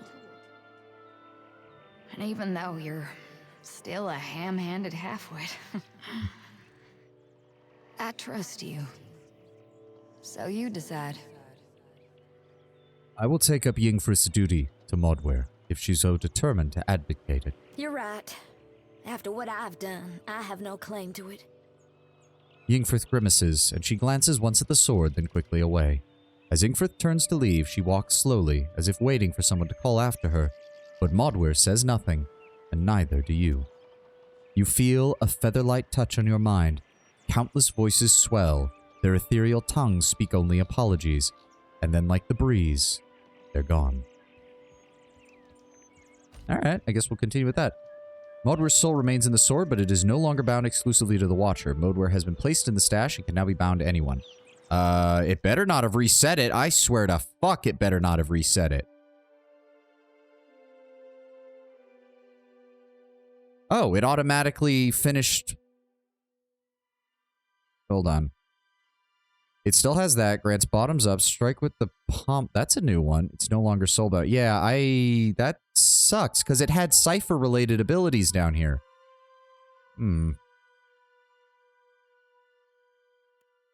Hey, so...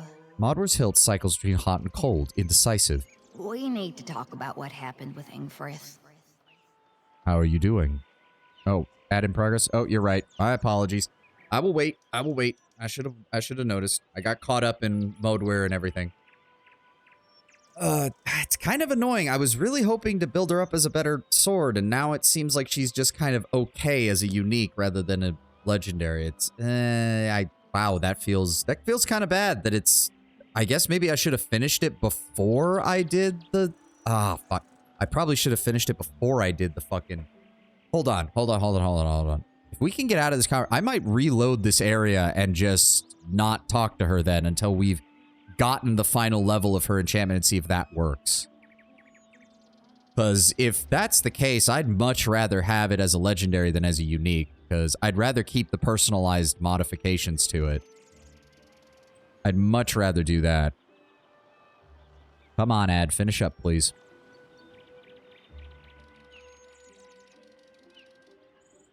There we go. We're just gonna skip. Should I be angry she was willing to let me go? Could you... We're just gonna skip this for right now. Thanks. You know, for...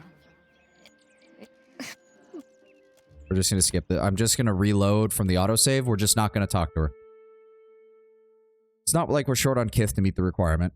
Yeah. I mean, we'll eventually get it. It's just a matter of actually getting the fucking kill is the problem. So we're just gonna avoid her for right now.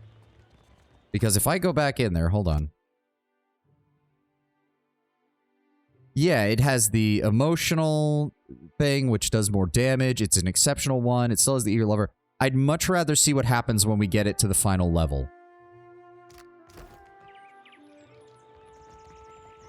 Speaking of which, you're a merchant, right? Whatever might I do for you? Oh, no. I would be honored. No. You know where to find me. I don't need bluffer streetwise. Oh, you're the merchant, aren't you? A friend of the Principe. What Eothas. would you like? Show me what you have for sale. We've got some shit to get rid of. Sort by money.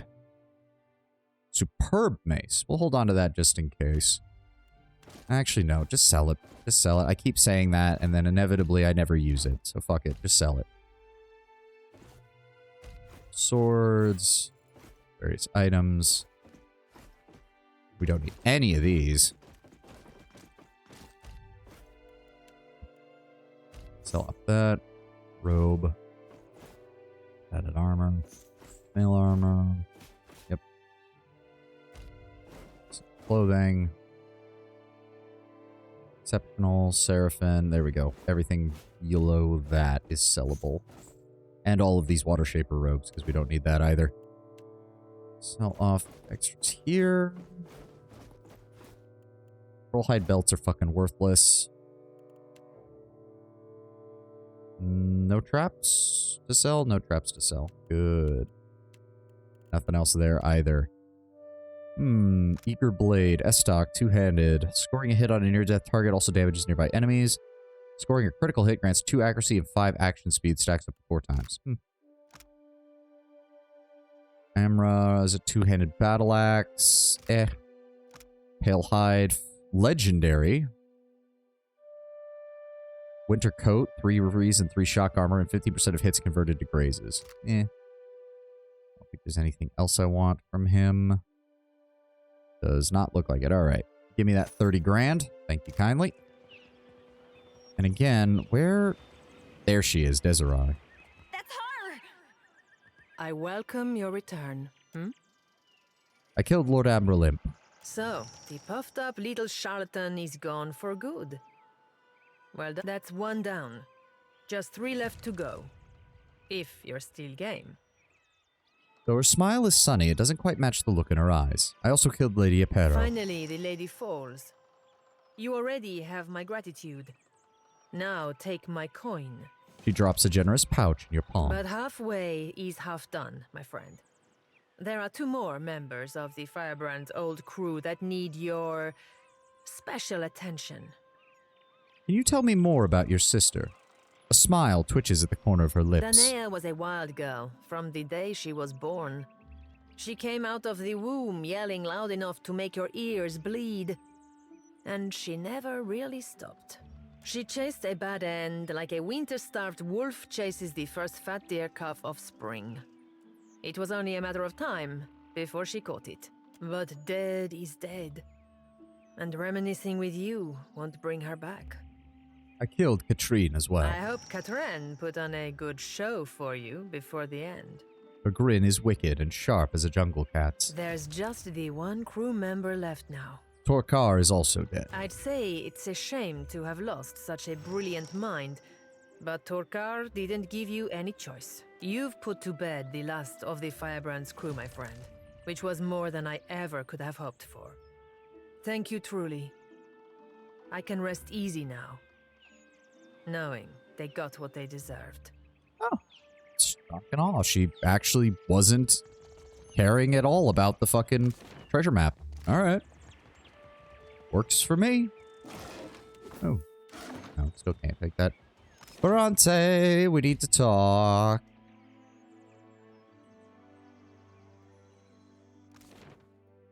Welcome to the Principe. Hello, everybody. Good to see you all again. Hello, Captain Ferrante. We need to speak. Castell warned me you would come, but he did not indicate how much he'd have briefed you in advance. The captain straightens the frilled cuff of his sleeves, ready to get down to business. Castell thought you could use the help. You can assure Castell that I would have handled it in due time. I've simply been tied up with other matters. A frown tugs at the corners of his mouth, and he strokes a thumb thoughtfully along the curved grip of his flintlock. However, And then he smiles, sharply and without warmth. if you were to handle this small matter for the both of us, I would see to your reward, personally. Drop the formalities and give me the details. As you prefer. You're to go to Crookspur and speak with a Master Kua. He runs the island. Seraphin's mouth falls open slightly, and vertigo tickles the edge of your thought. Fuck. Hand me Are your we getting map, this shit and I'll again? mark Crookspur's location. And Jesus fucking Christ. Seraphin, we have literally... Captain. Okay, he's not... Okay, hopefully that... whatever. We're going to Crook... Part of me wants to start the DLC. The other part of me wants to deal with Crookspur just so Seraphin stops throwing a fucking hissy fit every time I ask for more information on stuff.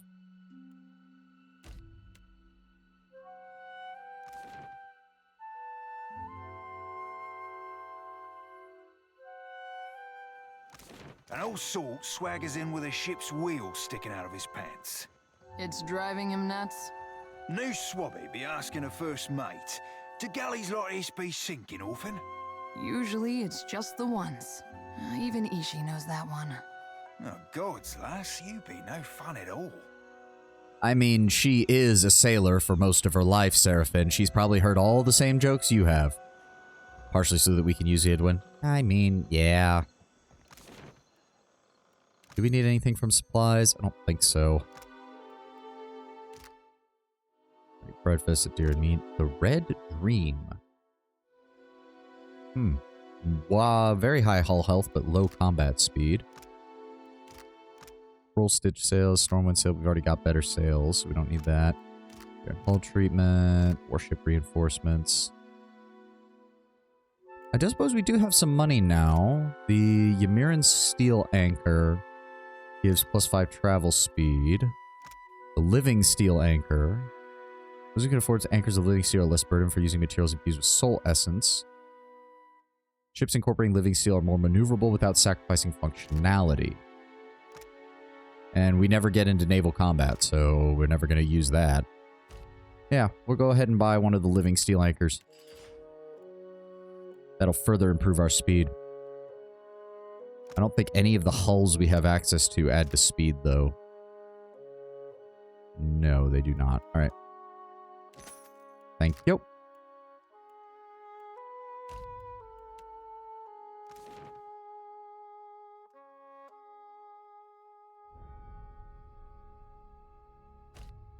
Oh.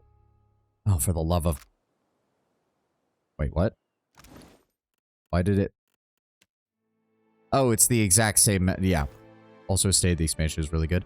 I believe you. I believe you. All right, what did we want to do here?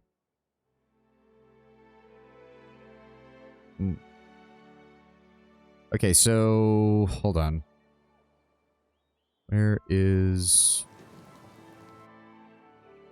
I thought it was... There it is. So it's this one, right? Harbinger's Watch. That's the one you want us to do, Tenwin? Which is... Beast of Winter. Yep, Harbinger's Watch and the Dead Flow. Oh, it even says recommended companion Yidwood. Okay, so they actually do mention it. That's nice. That is very nice. Okay, so we need to leave. Dunnage. Something... Hold on, there was something I wanted to do. Power grants ability to come near to reforge the flesh.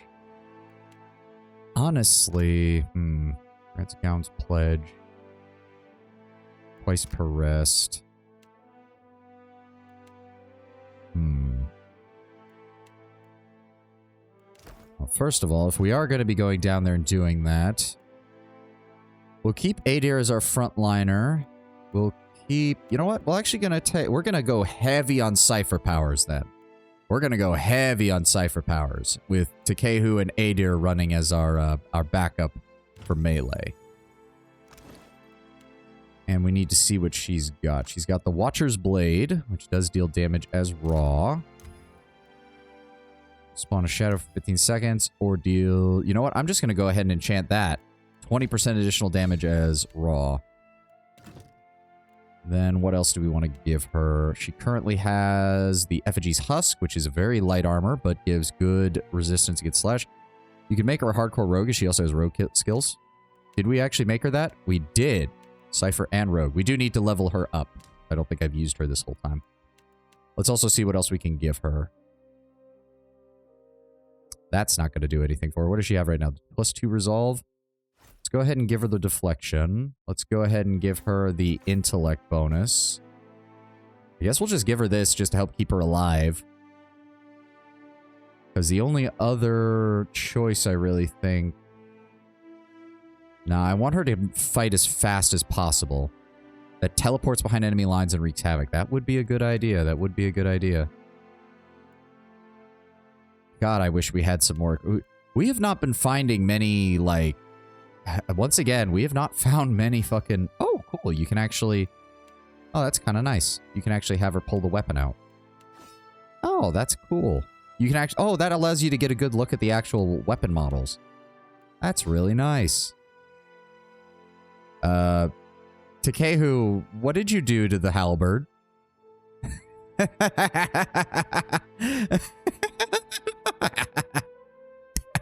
He's been killing people with a fucking toothpick. Oh, that was good. Yeah, it just shrinks. As soon as he moves his arms, it becomes a butter knife. Okay, that was good. That was pretty good. Oh, that was pretty funny. Okay, if we're gonna do that, we've got Yidwin. If that's the case, hold on. I'm tempted to go after him then, maybe.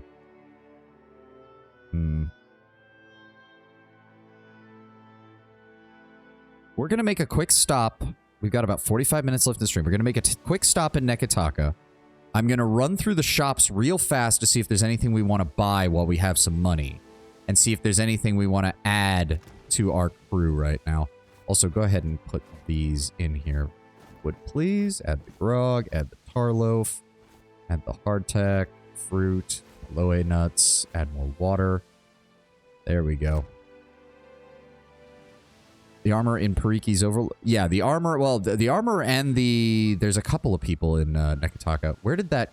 Shit, he went south. Fuck, I was hoping to catch him before he... Oh, well.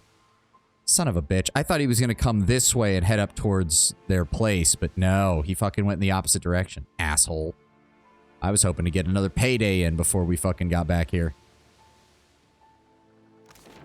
Okay, so... Yes, we want to check out the metalworking place and Yofir's raiments. Or the black market. We will get down there. There's plenty of choices. There's plenty of choices. There's lots of fucking vendors in this city. And when, to be fair, when we first went through the city, we had nowhere near the money. See anything of it? To get through this. Mantle of 7 bolts gives 2 shock armor rating. Storm of 7 bolts once per rest. Oh, that hits everybody, unfortunately. Burglar's Gloves gives a +1 to dexterity, +2 to mechanics, and +2 to athletics. What do I have? Is that what I have on? Shit, that would be great for me. Hold on, let's buy that. 5 health restored every 12 seconds. Lose, burn, and corrosion armor. Ugh. +1 to athletics. 10% chance to cast interrupting crush damage AoE when critically hit in melee. That doesn't really work. We're just going to take the gloves. Still don't have the money for the biggest ship. To be fair, if we keep hitting Cruxper captains the way we have been, we will eventually be able to accumulate enough money for it. But yes, we're going to go ahead and throw those on me, and I'll give the secondaries over to her to boost her accuracy. I suppose immune to perception afflictions, immune to might afflictions. What do we even... Oh, you need kith meat for that. That's aggravating. I never picked that up. Fuck you. How do we not have troll skin? How do we not have brutish blood? Takes off Skane's resentment and adds Skane's hatred. Hostile only raw damage AoE on unconscious. Ooh. Oh, but reduces healing received by 75. Oh. When the wearer becomes or reduces the healing of nearby enemies by 75%. Ah.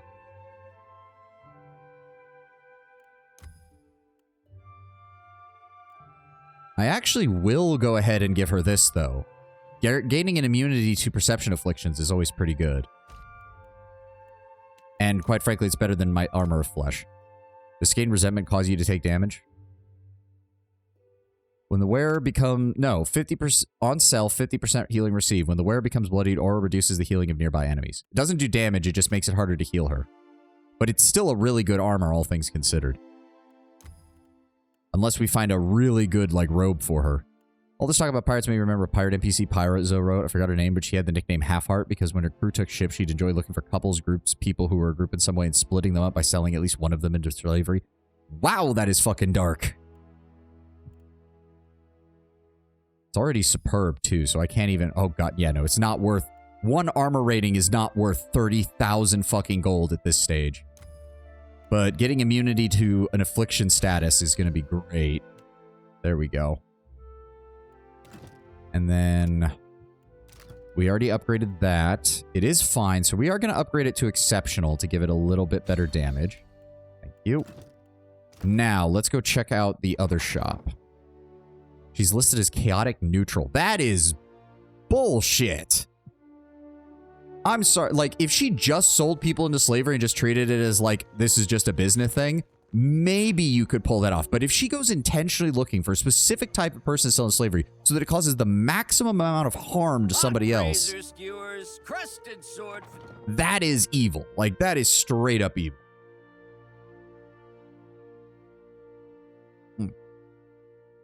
Where's the fucking merchant? Oh, there she is. If you need iron or steel. Show me what you got.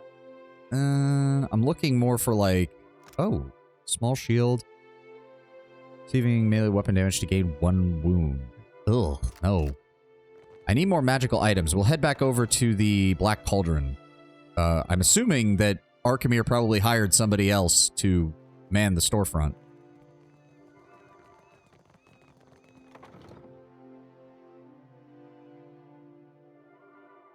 The imp? Oh, God. Oh, you're right, right. The imp actually runs the actual... Yep, there we go. Buy something. Anyone else care for climate? Nope, that's a... Let's see here. He's got all these. Da-da-da. Some fine stuff. Weakened wood, carapace, primal wind. Here we go. That's a quarterstaff. I don't care about that. Plus 10 accuracy with fire attacks. We don't really have many fire attacks, unfortunately. Each held chanter phrase. That's a chanting weapon. We don't really have anybody for that. That's a medium shield. Summons a random scroll into an empty quick slot at the start of combat. Scroll disappears when combat ends. That would be good for Eothas, actually. That would actually be really good for Eothas. That's a summon item. Those are all grimoires. That is +1 constitution resistance to dexterity afflictions. +1 dexterity, +1 sleight of hand. Gains spark crackers.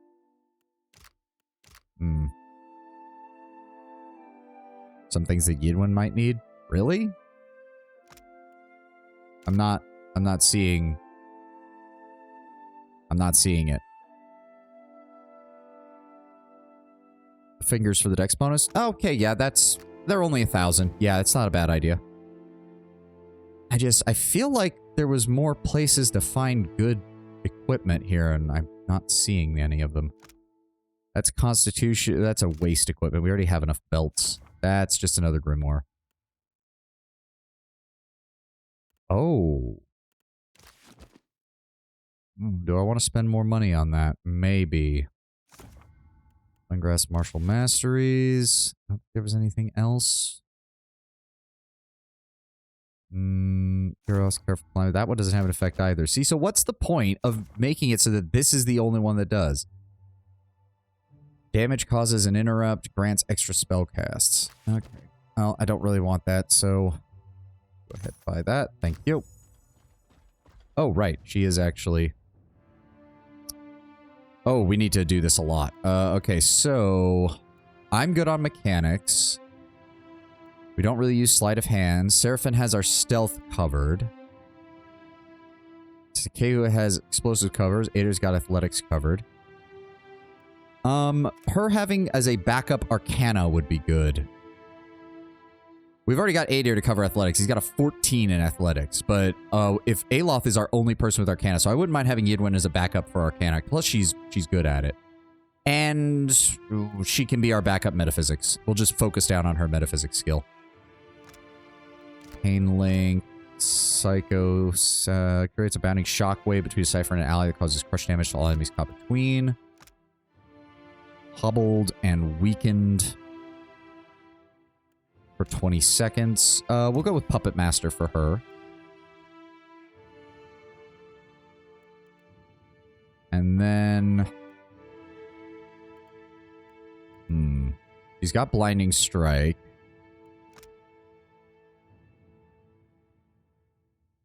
We'll go with Gouging Strike so she can inflict damage no matter what on that level. I'm going to increase her Arcana again, her Metaphysics again. She's already got Escape.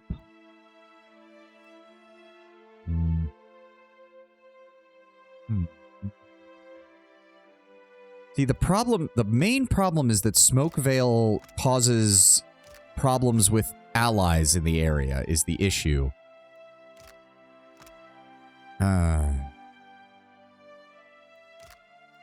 Alright, I'll grab it nonetheless.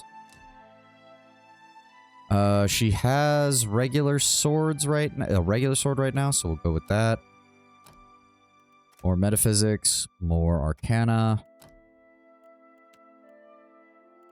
What else can we get for her? Riposte. Incoming melee attacks the target deflection and miss have a chance of allowing an instant full attack riposte. Finishing blow for the damage. Alright. I'll take your word on it, Tenwin. Both classes. Okay, so with that one, we definitely want Greater Focus. And then we want Shadow Step. Breaks engagement, expertly avoids the next attack, diving out of range to a specific location. Afterward, the rogue's next primary two-weapon attack will paralyze the target. Right? Yes. Paralyzed for 6 seconds, immune to engagement, plus 50 deflection. Versus... Oh, untargetable and invisible with plus 50 deflection for 10 seconds. Yeah, because it turns you invisible. So yeah, we want that one instead. More Arcana, more Metaphysics.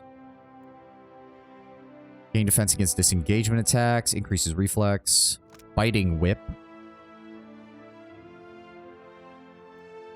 Bites deeper, grants a deeper damage bonus, or increased focus gain. You know, with her, we're going to go with Biting Whip just to further double down on her ability to deal damage. There we go. Yes. Then we're going to... No, that's going to go to Eothas later, so drop that off. We'll go ahead and give her the additional dexterity. The Spark Crackers will also be useful to provide a distraction. Yes. If successful, distracted for 21.3 seconds. -5 perception and flank. That is very good. That is very good for us. A sure thing. All right. And then before we go, I want to rest at the bathhouse so that we get the one of the better resting buffs. Also, we need to adjust this. No. No. You there, you there, you there, and you there. There we go.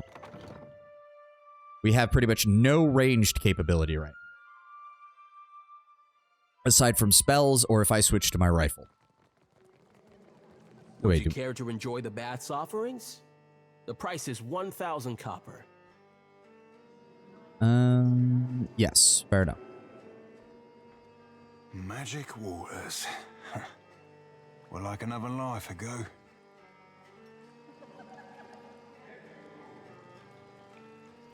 Come on. There we go. And that gave us, yep, +1 max in power, +1 max guile, +1 cast with level 1 ciphers. Very nice. Level 1 druid spells. Max guile, max discipline. Very nice. All right. As you wish. Let's go. Your rifle is strong as fuck. I mean, yes, but it is all on its own. It's a good opener because it gets 2 shots off, but then it takes twice as long to reload. So it's really meant as a like an alpha strike kind of thing. I just wish we could find another very good rifle for fucking Maya, because I was hoping that other one would be good, but then they decided, nope. We wanna check the gullet?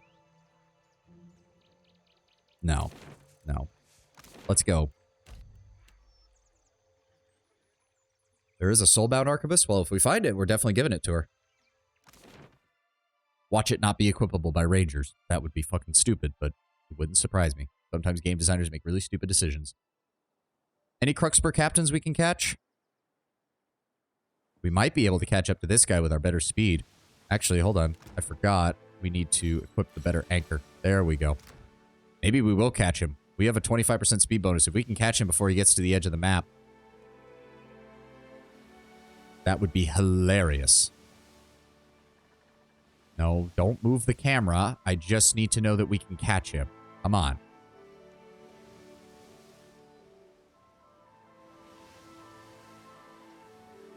Come on. We're almost there. We're almost there. Come on, we can catch him. Nope, you are not getting away, you son of a bitch.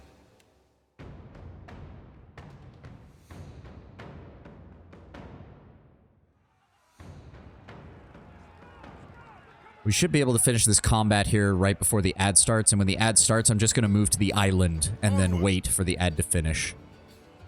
All right, people, let's go.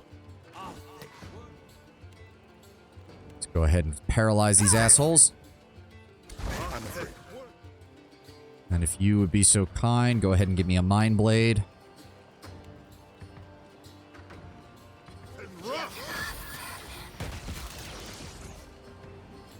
Oh, good.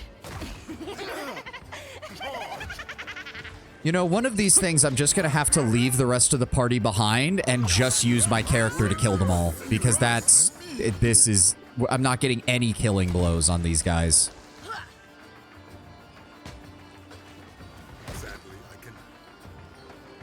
Yeah, I don't think I got any killing blows on that.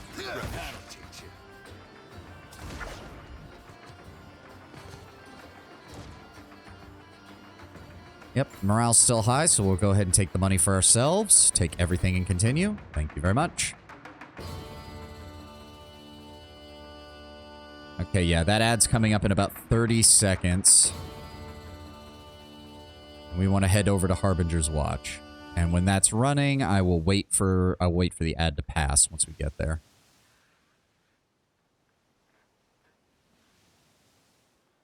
Gonna land. Oh, custom loading screen.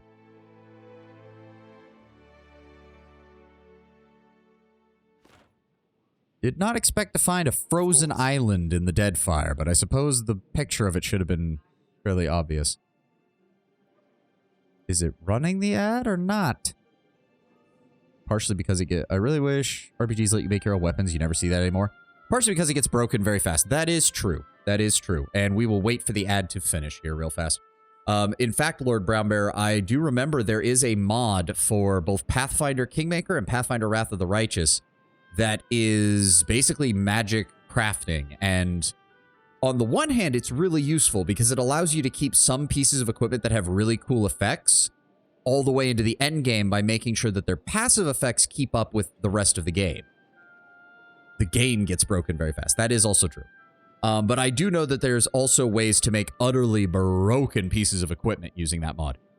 We will actually be using that mod when I do end up playing that, simply because, again, I like it when an early game item that has a really interesting effect can continue to be used into the late game, because it's not completely, like, overshadowed by items that are just like, wow, this item has a really cool effect, but this item gives me plus 10 to all stats or some shit. Like, it doesn't matter how interesting the effect is, it's never going to be as good as plus 10 to all stats or whatever in a Pathfinder setting. But if there's a way to, like, put plus 8 to all stats or to all of a specific stat on that early game item by spending money, then I'll do that so that I can keep that cool effect.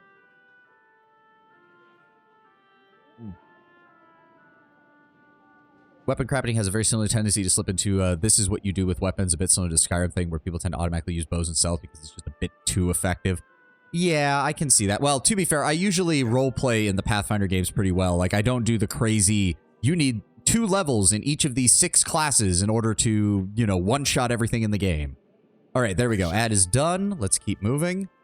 That leads back to the Dreadfire Archipelago. Why is this place frozen? Oh, well, they seem to be living a normal life here?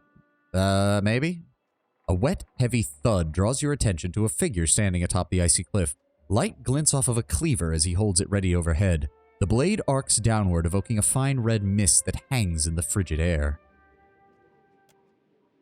The kith straightens as his gaze finds you, and he fixes you with a single pointed finger from a bloodstained hand. You!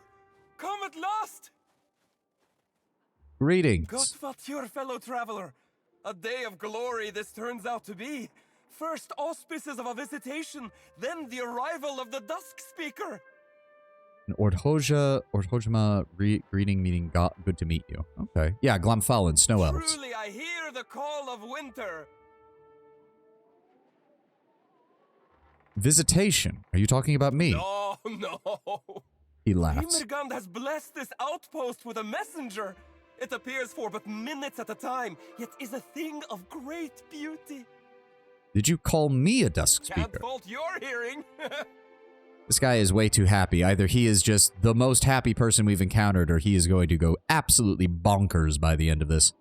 What is the call of winter? You know, the final chorus. The lure of nothing. The dusk of being. The part in each of us that knows when the end is coming. That point after which struggle is meaningless, and what remains is only prelude to naught. Honestly, kind of like the approach of this universe that the elves are equally as open to be people and not just fancy-pantsy special people. Well, yeah, but that's because you have to write them that way. It's one or the other. You do have, if you're going to make them normal people, you have to write them as normal people. And unfortunately, a lot of writers don't do that. They go, oh, our elves are just people, but they're also incredibly arrogant and all these other racial stereotypes about elves that we kept in for seemingly no reason. Skyrim is its learn by doing system, not having classes and more when attempting stealth archery without being trained would just get you caught. Skyrim has no such difficulties. That is true, Lord Bramber. Vatnir, our mentor, foretold your coming. He described you perfectly from toes to top. Praise be to Rimmergand. Vatnir is the one who sent me this letter. Like, how often do you see elves fully clothed in roughly stitched leather and blood splatters? Yeah. Come in, Dusk Speaker, come in. Be sure to speak with our mentor Vatnir. He's down in the chapel in the middle of the settlement. Eora went the opposite direction from Warhammer. The Kith have more in common than not, rather than each race being aliens to one another. Within certain reason, yeah. You still have some of that with the Wilder. Like, the Vithrek are still very much seen as very alien by the rest of the Kith. And they're to the point that they're not considered Kith.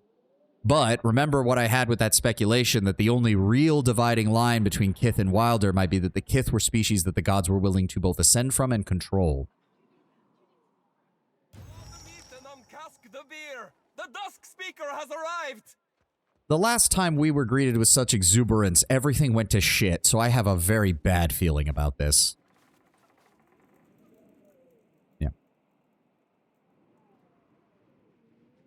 But to get back to your point, Tenwin, I do think that that's the point. It's not just that the elves are like the rest of the Kith. They're written in a way that makes you believe that they're not too elven. What is it with Obsidian and having snowy DLCs? I don't know. Maybe it's to compensate for all the voice lines about the Mojave and people wanting to be in a nuclear winter as a compensation for all of that bullshit. The beast is having 4 legs. An aurochs, yes. But with the torso of a man. Exactly. Wait, what say? How can God have torso of man and body of orcs? He is a god. He can be anything. I mean, he's not wrong. The oldest of the Kith lasts but a blink against the depthless void of eternity.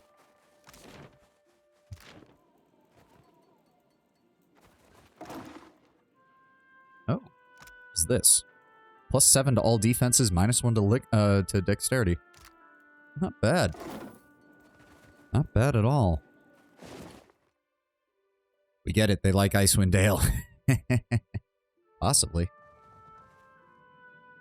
Oh, okay, so this island has been frozen for a while because they are literally setting up shop like it's the goddamn Arctic in here.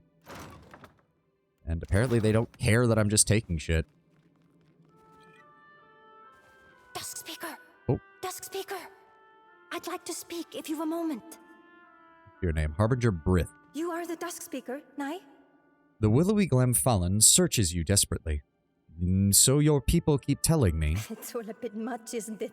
The end of the world rubbish. Oh no, are you guys a doomsday cult? Because I don't need to deal with another doomsday cult. The world will end, child.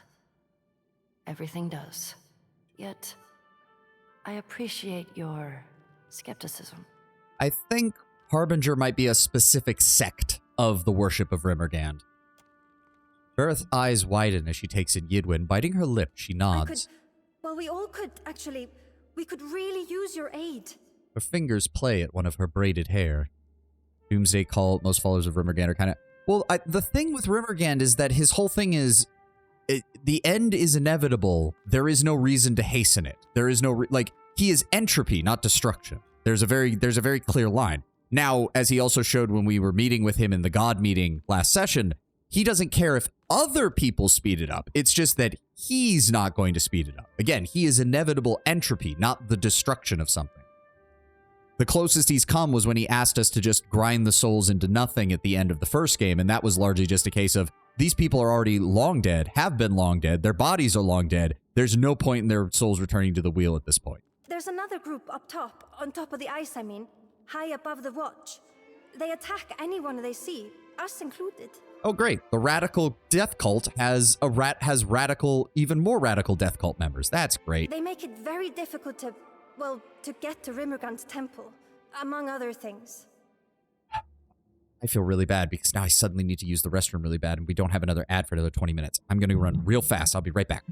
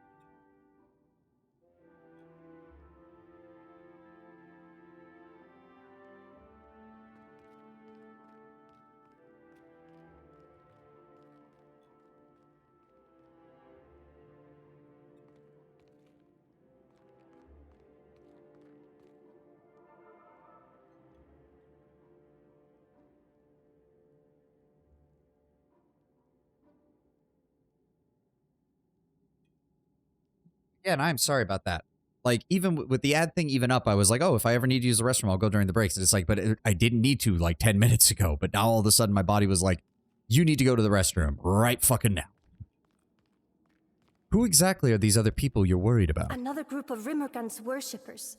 We call them the Lost Pilgrims.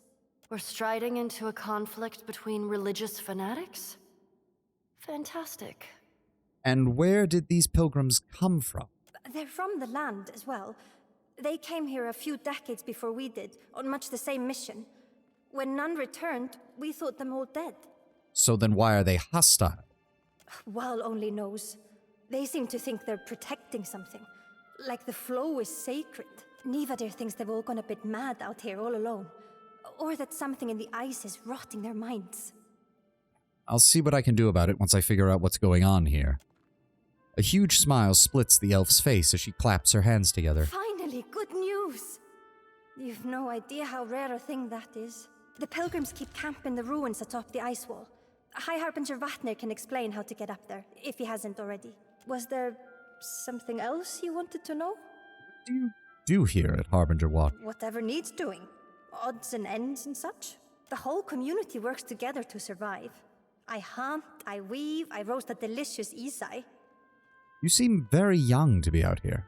She snorts and crosses her arms, squaring her shoulders. Oh, right, it is an elf. I'll have you know, I've nearly 60 winters behind me. More than you, I'd reckon. Fair enough. I sometimes forget I was dealing with elves. You don't see too many of them out here. I've been here for a solid 10 winters already. Came looking for, well, something I've not found yet. Strictly, speaking in a religious sense. Sure, in a religious sense. Yeah, sure. I believe that. I mean, Doomsday Cult, most followers of Rimmergant are kind of... Yeah, but there's a implication when you call it a Doomsday Cult that they're, like, actively seeking out the end, whereas the Rimmerganders are basically, again, like... They're almost successful nihilists in a way. Like, nothing we do matters. Everything is going to end, so we make our own reason for life and we just keep moving. Yeah, more like a Doom timetable, to be honest. Oh, she leveled up. Nice.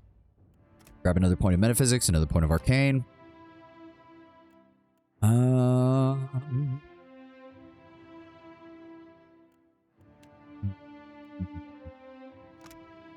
Withering Strike, maybe.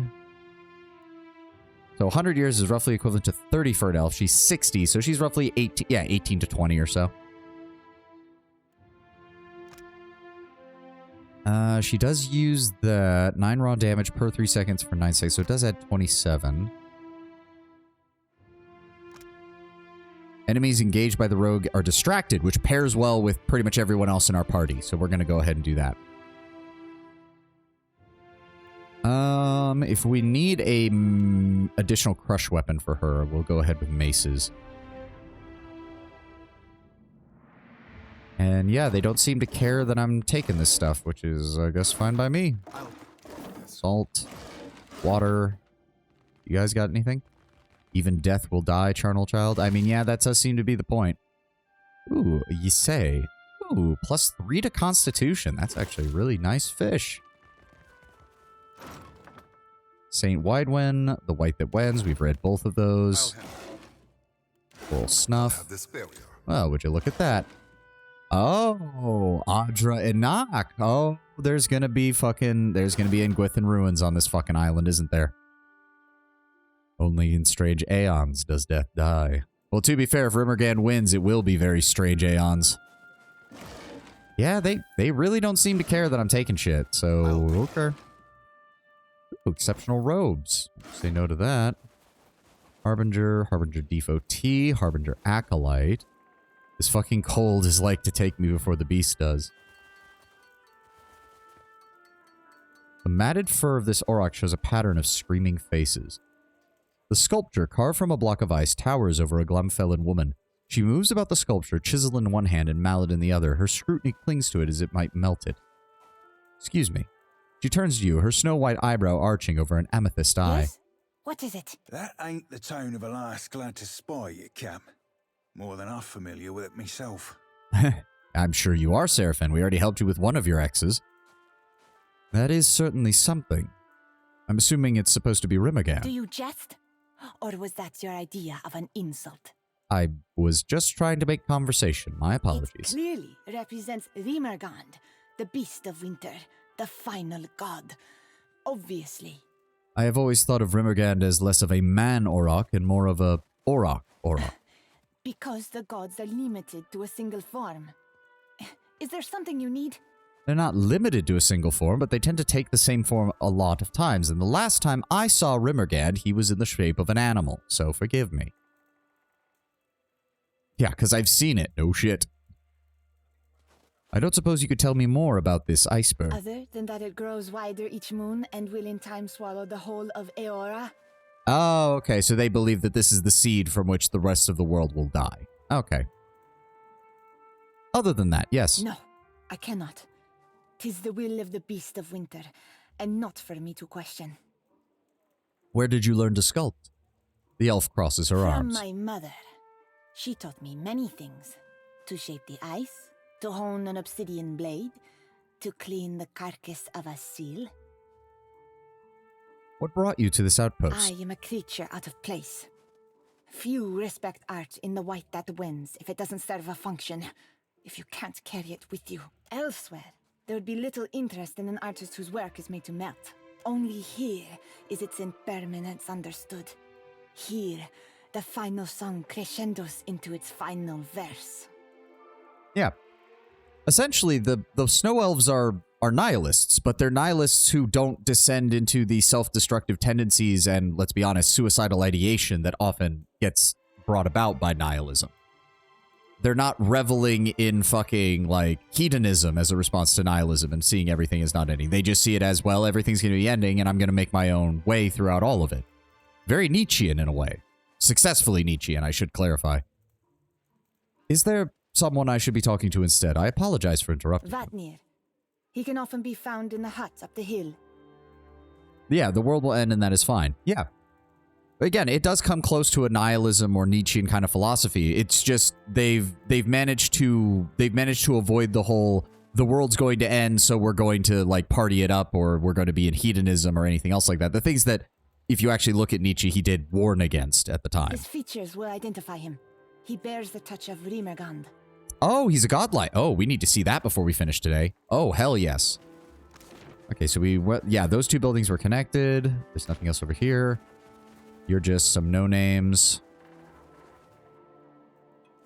Harbinger Hafjorn. Go! Vatnir awaits! You are way too happy. I am really worried I'm going to kill you at some point. Also avoids the whole, the world will end so nothing matters, which is equally as annoying. Yeah.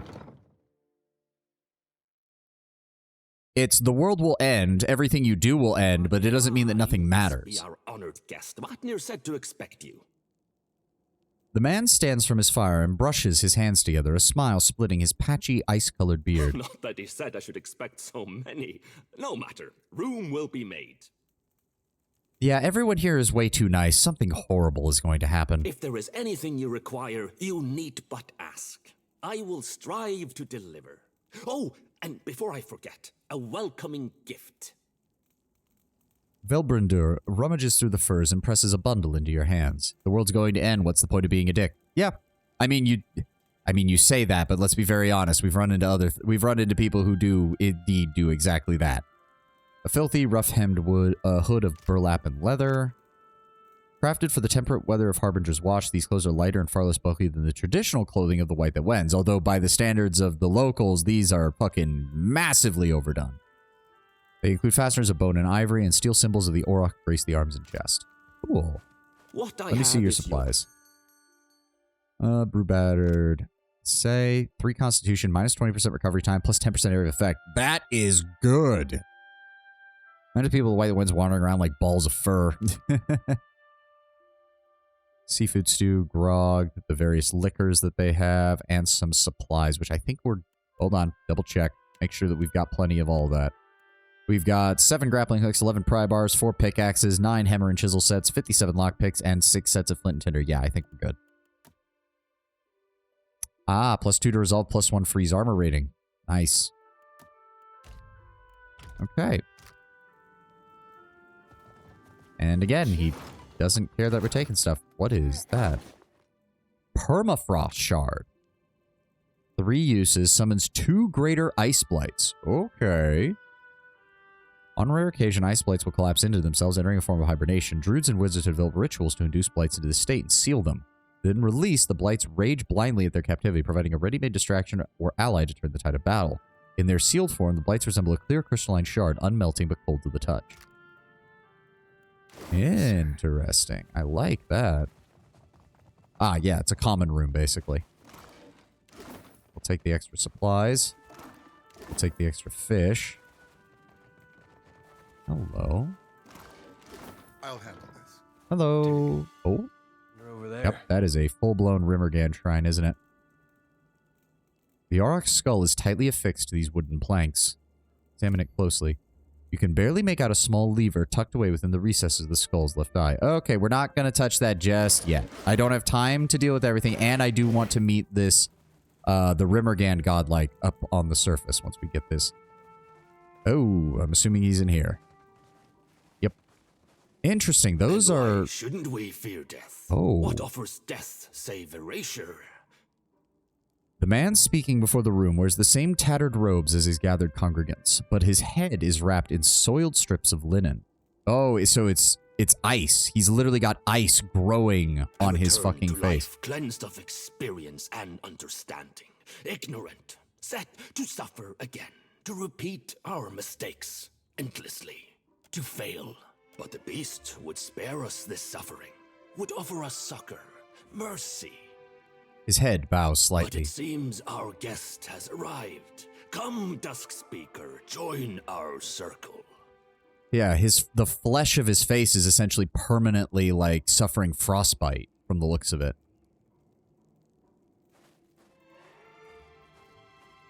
Look upon the Dusk Speaker, and be glad, brothers and sisters, for he heralds an end to your suffering.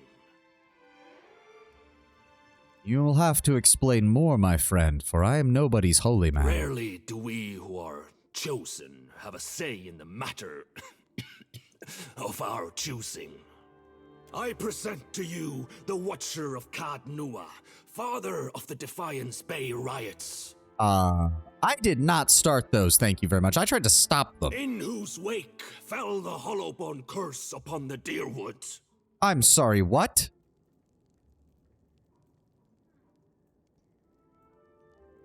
I seem to recall ending the curse. Who scattered the faithless, blood-drinking Ethignal. That one was at Barrett's instruction. And whose very stone and soil gave rise to the great green giant that even now strides across the Deadfire. Oh, for the love of... He destroyed my castle! The gathered congregants whisper prayers, hands raised in thankful supplication to the beast of winter. Vatnir raises his hand and the murmurs begin to die Full down. glad are they to see you, Watcher, for they came to pay homage to Rimmergand and bear witness to the final dissolution of Eora by his hand. Oh, for the love of... I've got a feeling Rimmergand is just laughing at all of this. Your coming fulfills prophecy. Wheresoever strides the Dusk Speaker, so falls falsehood, torn away. So discards false cycles, so quiets dawn and dusk. I've high hopes for you. He isn't completely wrong, I didn't start the riots, and I didn't cause the fucking curse. I don't know what the fuck he got that information from. Is that why you invited me out here? To fulfill your prophecy? Vatnir says nothing for a moment. His impassive mask hides his features, but the cant of his head suggests that he is considering your question. I think perhaps more to put your role in it to the test. Prophecy fulfills itself by its nature. But your identity as the Dusk Speaker, that's not yet irrefutable. Why are you all so eager to die? Death isn't their goal, Watcher. These ones seek an ending beyond death. An absolute nihility. This one seems curiously well versed in our doctrine for an outsider. Unless perhaps she is not an outsider at all. I grew up among the Twilight Dwellers. I've heard it all before. Arms crossed and frowning, Yidwin challenges Vatnir from over the lens of her spectacles. You'll have to forgive me, but I'm not here to end the world. Precisely my point. Whether or not you mean to cause chaos, chaos follows in your wake. You're chosen, whether or not you choose to be.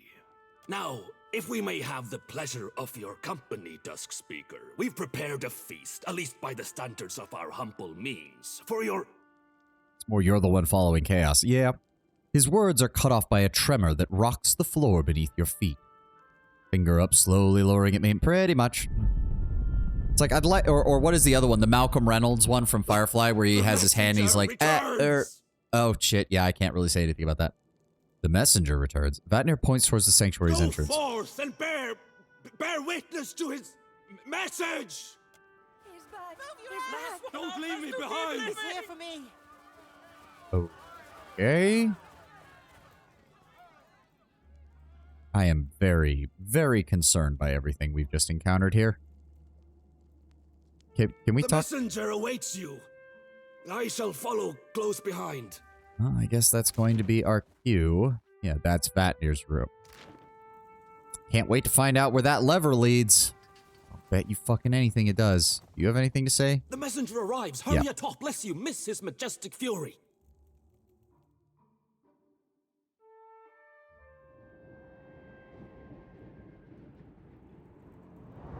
He returns! He returns! Oh, for fuck's sake. So close. Such grace! Such majesty! Of course it's a motherfucking dragon. And you people are just letting it shoot you. No! Don't leave! Come back!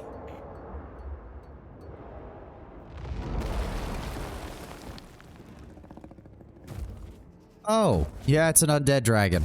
And it completely obliterated that fucking statue. They're happy? These folks are making the Scanites look downright reasonable. Oh, it wants to talk. Oh, that's even worse. Book of the Hunt. Oh, yeah, we've seen... Okay, so these guys also worship Gallowayne to a lesser extent from the looks of it. Well, thanks for the free stuff, I guess. The messenger returns. Oh,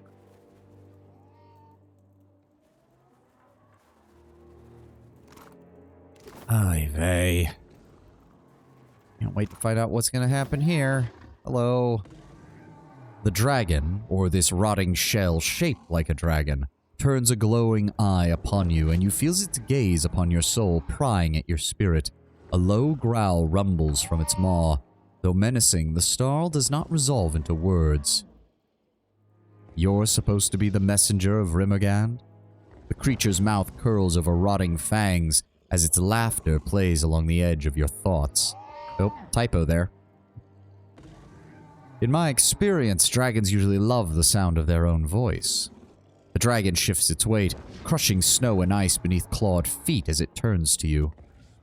Oh, was not expecting us to go right into this. Okay, shit. It's not giving me any stats either. That's not good. Paralyze it. Blind it. Control doesn't really matter. Go with a gouging strike to deal raw damage over time. To Kehu, give me... Infestation of maggots, maybe? 12.7 raw damage per 3 seconds. Yep, that's probably a good choice. Wait. Foe AoE. Okay, good. Kehu's armor debuff, tier 7. Actually, yeah, that's a good idea first. Wait. Yeah, target minus... Right? Yes, okay. Adir, I'm gonna laugh if Adir manages to kick the dragon and knock it over. That would be hilarious. You try that, Adir. Cast Mental Binding, and we missed. Because we rolled... Fucking hell, minus 24. God damn. Alright, try again. This thing is... Adir cast Mule Kick, no penetration. Did it actually work? Did it actually... Interrupted my measure. Oh, but it was negated by concentration. And he's summoning undead. Oh, for fuck's sake. Surfin. I don't even know if your ability... Cast Ice Ray. It didn't even say if it did anything. That's bullshit. Oh, that's why he's... Okay, now it says it. Now it says it. Immunity to intellect afflictions. Resistance to might, dexterity, and resolve. And of course there's an ad now. Oh, for fuck's sake. Is it going to start or not? There it is. Okay, so we're going to hold here. So I need to think. Damaging the target's armor cost of recovery. We are going to turn that on. So we're going to need it. Then I'm thinking... Stunned is a might affliction, and it does reduce his deflection. He is resistant to might afflictions, which is unfortunate. Foe target, foe AoE. Yes, so cast it on him. Adir, I need you to... Withering Strike? I mean, it's better than nothing. Anything that'll add additional fucking damage to it. Or no, Confounding Strike? Would Confounding Strike be better? Yes, he does not have resistance to Perception Afflictions. So we'll try Confounding Strike on him next. She is swinging with the sword. Gouging Strike has already been landed. Good, so he will be taking damage through that. He's got deep wounds. Mule Kick keeps him on the ground for a few more halves of a second. The ad is almost over. We're going to try Eye Strike again because, again, he is not resistant to the perception ones. Takehu is still casting that spell for some fucking reason. I'm also going to go with Psycho-Vampiric Shield to reduce his defenses. And I think that's everybody's. The ad over? The ad is over. All right. Here we go. Okay, so they're casting that. They're casting that. What else do we have? You know what? Switch to the gun and fire the 2 shots we've got. Takehu, okay, so you already used that. Rusted armor. It's only going to last for another 3.5 seconds. Fuck me. Okay, well, we need Relentless Storm. We need Relentless Storm. We need lightning. We need everything to come down on this asshole. And Adair is taking fucking hits right now. Holy shit. Concept of a dragon vessel isn't unusual, to be honest, but it's curious why we've never seen one before. Well, to be fair, we only had so many dragons in the first game. All right, we fired our shots. That got us a little bit more focus. We can work with that. We're going to go ahead and Borrowed Instinct, because that is not an affliction. It's just a straight debuff. If it works, it's just a straight debuff on him. Adair's using Mule. Go ahead and use Mule Kick again. If it can knock him prone, that would be great. Keep attacking. See, Eye Strike is already on him. Good, good, good, good. Seraphim, I need you to run in and actually engage. You have 1 lightning spell going and Infestation of No, do not cast Infestation of Maggots over there. Cast the second Returning Storm. It does nothing. Did that work? Did it? I don't think it worked. Borrowed Instinct.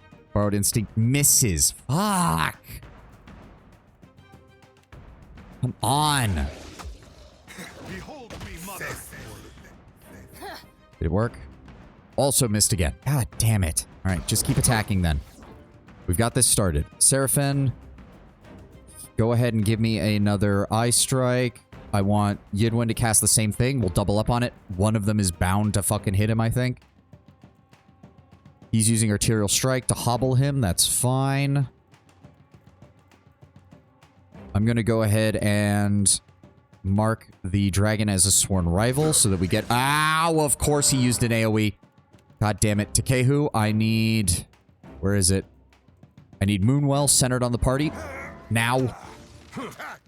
What is terrified? Oh, for fuck's sake. This thing isn't doing And he's not doing anything. The whole... Oh, he's...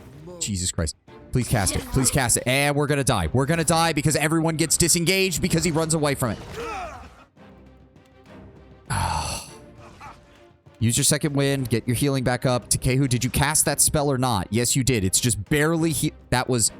Moonwell is only No, it's supposed to be health. Why is it not restoring health? It needs to be restoring health. Go ahead and use Gon's Pledge on our front line. Get them back up and running. I still have nothing as far as that. He is Eye Struck, which is good, but that's about the only... We are barely inflicting any damage on him. Give me another Psycho-Vampiric Shield. Try to drop his defenses. Adair, see if you can kick him down again. See if you can try and kick him down again. That would be great. Seraphim, you have lots of this, so... Try to give me body attunement so that we can take his armor down slightly. There we go. God's Pledge went off. Give me an Conjure the Greater Blight. Just give me something that'll increase our damage against him. Ah, he's getting knocked down by the fucking... Okay, we're dealing damage. We're dealing damage. Okay, did I actually hit him? Hits the messenger for no penetration. Fucking hell. He's immune to ice. He's weak to fire. His regular armor isn't even that high. Why are we having this many issues? Okay, we're going to try to use Soul Ignition to try and increase our damage. No, keep Eye Blight on him. Keep Eye Blight on him. It's the best way we can to reduce his damage. Adair, try to knock him down again. Might be able to stun him. I don't know. Give me... Nature's Mark, center it on him. Can't make a dent. Okay, Deep Wounds is on him. Rending Smash, Nature's Mark, Mule Kick worked. Body Attunement worked. Psycho-Vampiric Shield worked. Very nice. Did I miss again with my spell? Are you fucking kidding me? Okay, we'll try the fucking... Try Soul Ignition again. Did that work? Cast Soul Ignition. It does not appear to have worked at all, which makes no fucking sense. It's burn damage. He should be taking damage from burn damage. Where did he get Lengrath's Safeguard? What the fuck is Lengrath's Safeguard? Seraphin, pop a second win. Get yourself back up. It's not much. Go ahead and do that again on him. Let me see here. Let me see if we can... -10 to resolve. That does reduce his deflection somewhat. Mind Blades are slashing damage, unfortunately, so it's not that good. We try to seize control of the... No, wait, that's an intellect affliction, isn't it? Yeah, no, that's not going to work. Never mind. Just try to blind him again. Come on, heal. You were in the middle of healing Seraphin and then you chose not to. For fuck's sake, game. Alright, hit him with Soul Ignition again. Just keep hitting him with that. Ah, I fail. Alright, use the second Gaun's Pledge. Drop it on the front line, please. We need more targets. Go ahead and give me Relentless Storm again. Come on, cast it. Then we're going to drop Moonwell on top of the party. Keep us up, Takehu. You've got this. Whispers of Treason doesn't do me any good. Mind Blades are slashing damage, so that doesn't do me any good. Shaken and Confused. Confused will not work on... He has immunity to intellect conditions, so that's not going to help me at all. Flanked. He's already flanked. That's not a problem. Frightened is resolved. Sickened is Constitution, which will work on all of the enemies here. So go ahead and center it on me. I can't center it on me. Center it on him. There we go. Adair, try to see if you can knock him down again. We're taking a lot of damage. Come on. Okay, we are killing some of the ads. There we go. The lightning's helping against the ads. We are taking a lot of damage. We are taking a lot of damage. Sympathy for the Lost causes distracted and gives a heal. Drop that on top of us. Come on. Before she goes down. There we go. We've all... Oh my god, we still haven't done much damage to him. Jesus Christ. Psycho-Vampiric Shield. Bring his resolve down. Takehu, summon up your watery double. Get me... We just need more shit. More spells, more shit. Jesus Christ. Let's keep attacking. Fuck. He's got AoEs, which is causing more problems. Perception, Inspiration, and Frightened. He has resistance to Frightened, but it's better than fucking nothing. It makes no difference. Nope, Yidwin's down. Fuck. I don't have... I forgot to grab a resurrection ability on any of these people. Shit. Ah, fuck. Conjure the Greater Blight. We need more help. Is that you? Ow. I don't think I have... Moon's Light. That's all I've got left is healing spells. Try to cast it on us. Ader doesn't have any more... We're just not doing enough damage. We're just not doing enough damage. And nothing I do is able to get him fucking locked down. Paralyzed is a dexterity. Yeah, he has resistance. And he's healing himself? How is he healing? Why is he healing? Raises me for 30 plus damage. Fucking hell. No, it's down to me and Ader. We're gonna lose. We have no fucking resources left. We have nothing fucking left.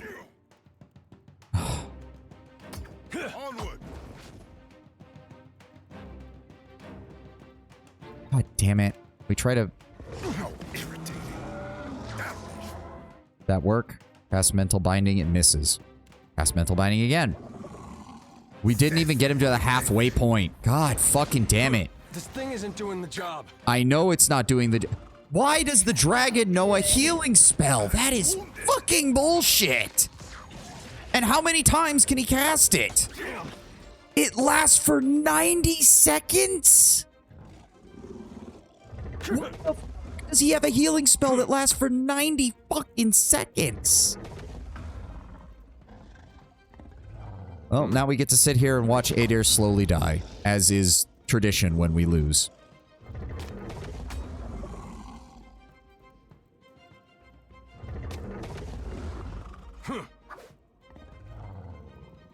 Why the fuck does it... It has a... Yeah, I know. We're about to fucking lose. Just, can we please die? Yep. Defeat.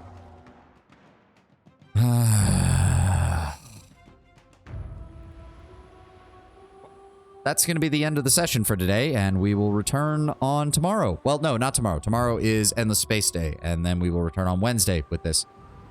We got him to about half health, and then he just kept healing and healing and healing and healing and healing and healing and healing and healing and healing and healing and healing and healing. Because fuck me, he decides to have they have a heal over time spell that lasts over 1.5 minutes, and he can just cast it as many times as he wants.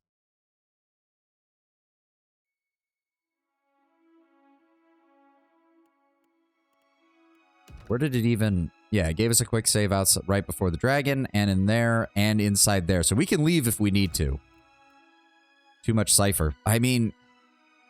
Except I have Cypher abilities that focus on different afflictions, so I should be able to at least keep my debuffs off on him. Except apparently I take a minus 20 plus fucking accuracy penalty to everything that I do. You lack a huge DPS source. Well, that's supposed to be Takehu. He's usually doing great damage. Takehu usually has plenty of damage. He healed through all of it. All right, but that is going to have to hit. I got to get ready for work, I'm afraid. I've got to get ready for work, I'm afraid. I'm glad that the bot and the ad system work. Eothas instead of Seraphim, I would say, but that's me. We can try that. We can try that. Takehu is a good blaster. You need a shank stabber. Yeah. Well, and that is also the other problem, Tenwin. Eothas does have a lot of good damage. It'll also kill us in the process if we try to use it while we're in melee with the guy. So, yeah, we'll see. We'll see.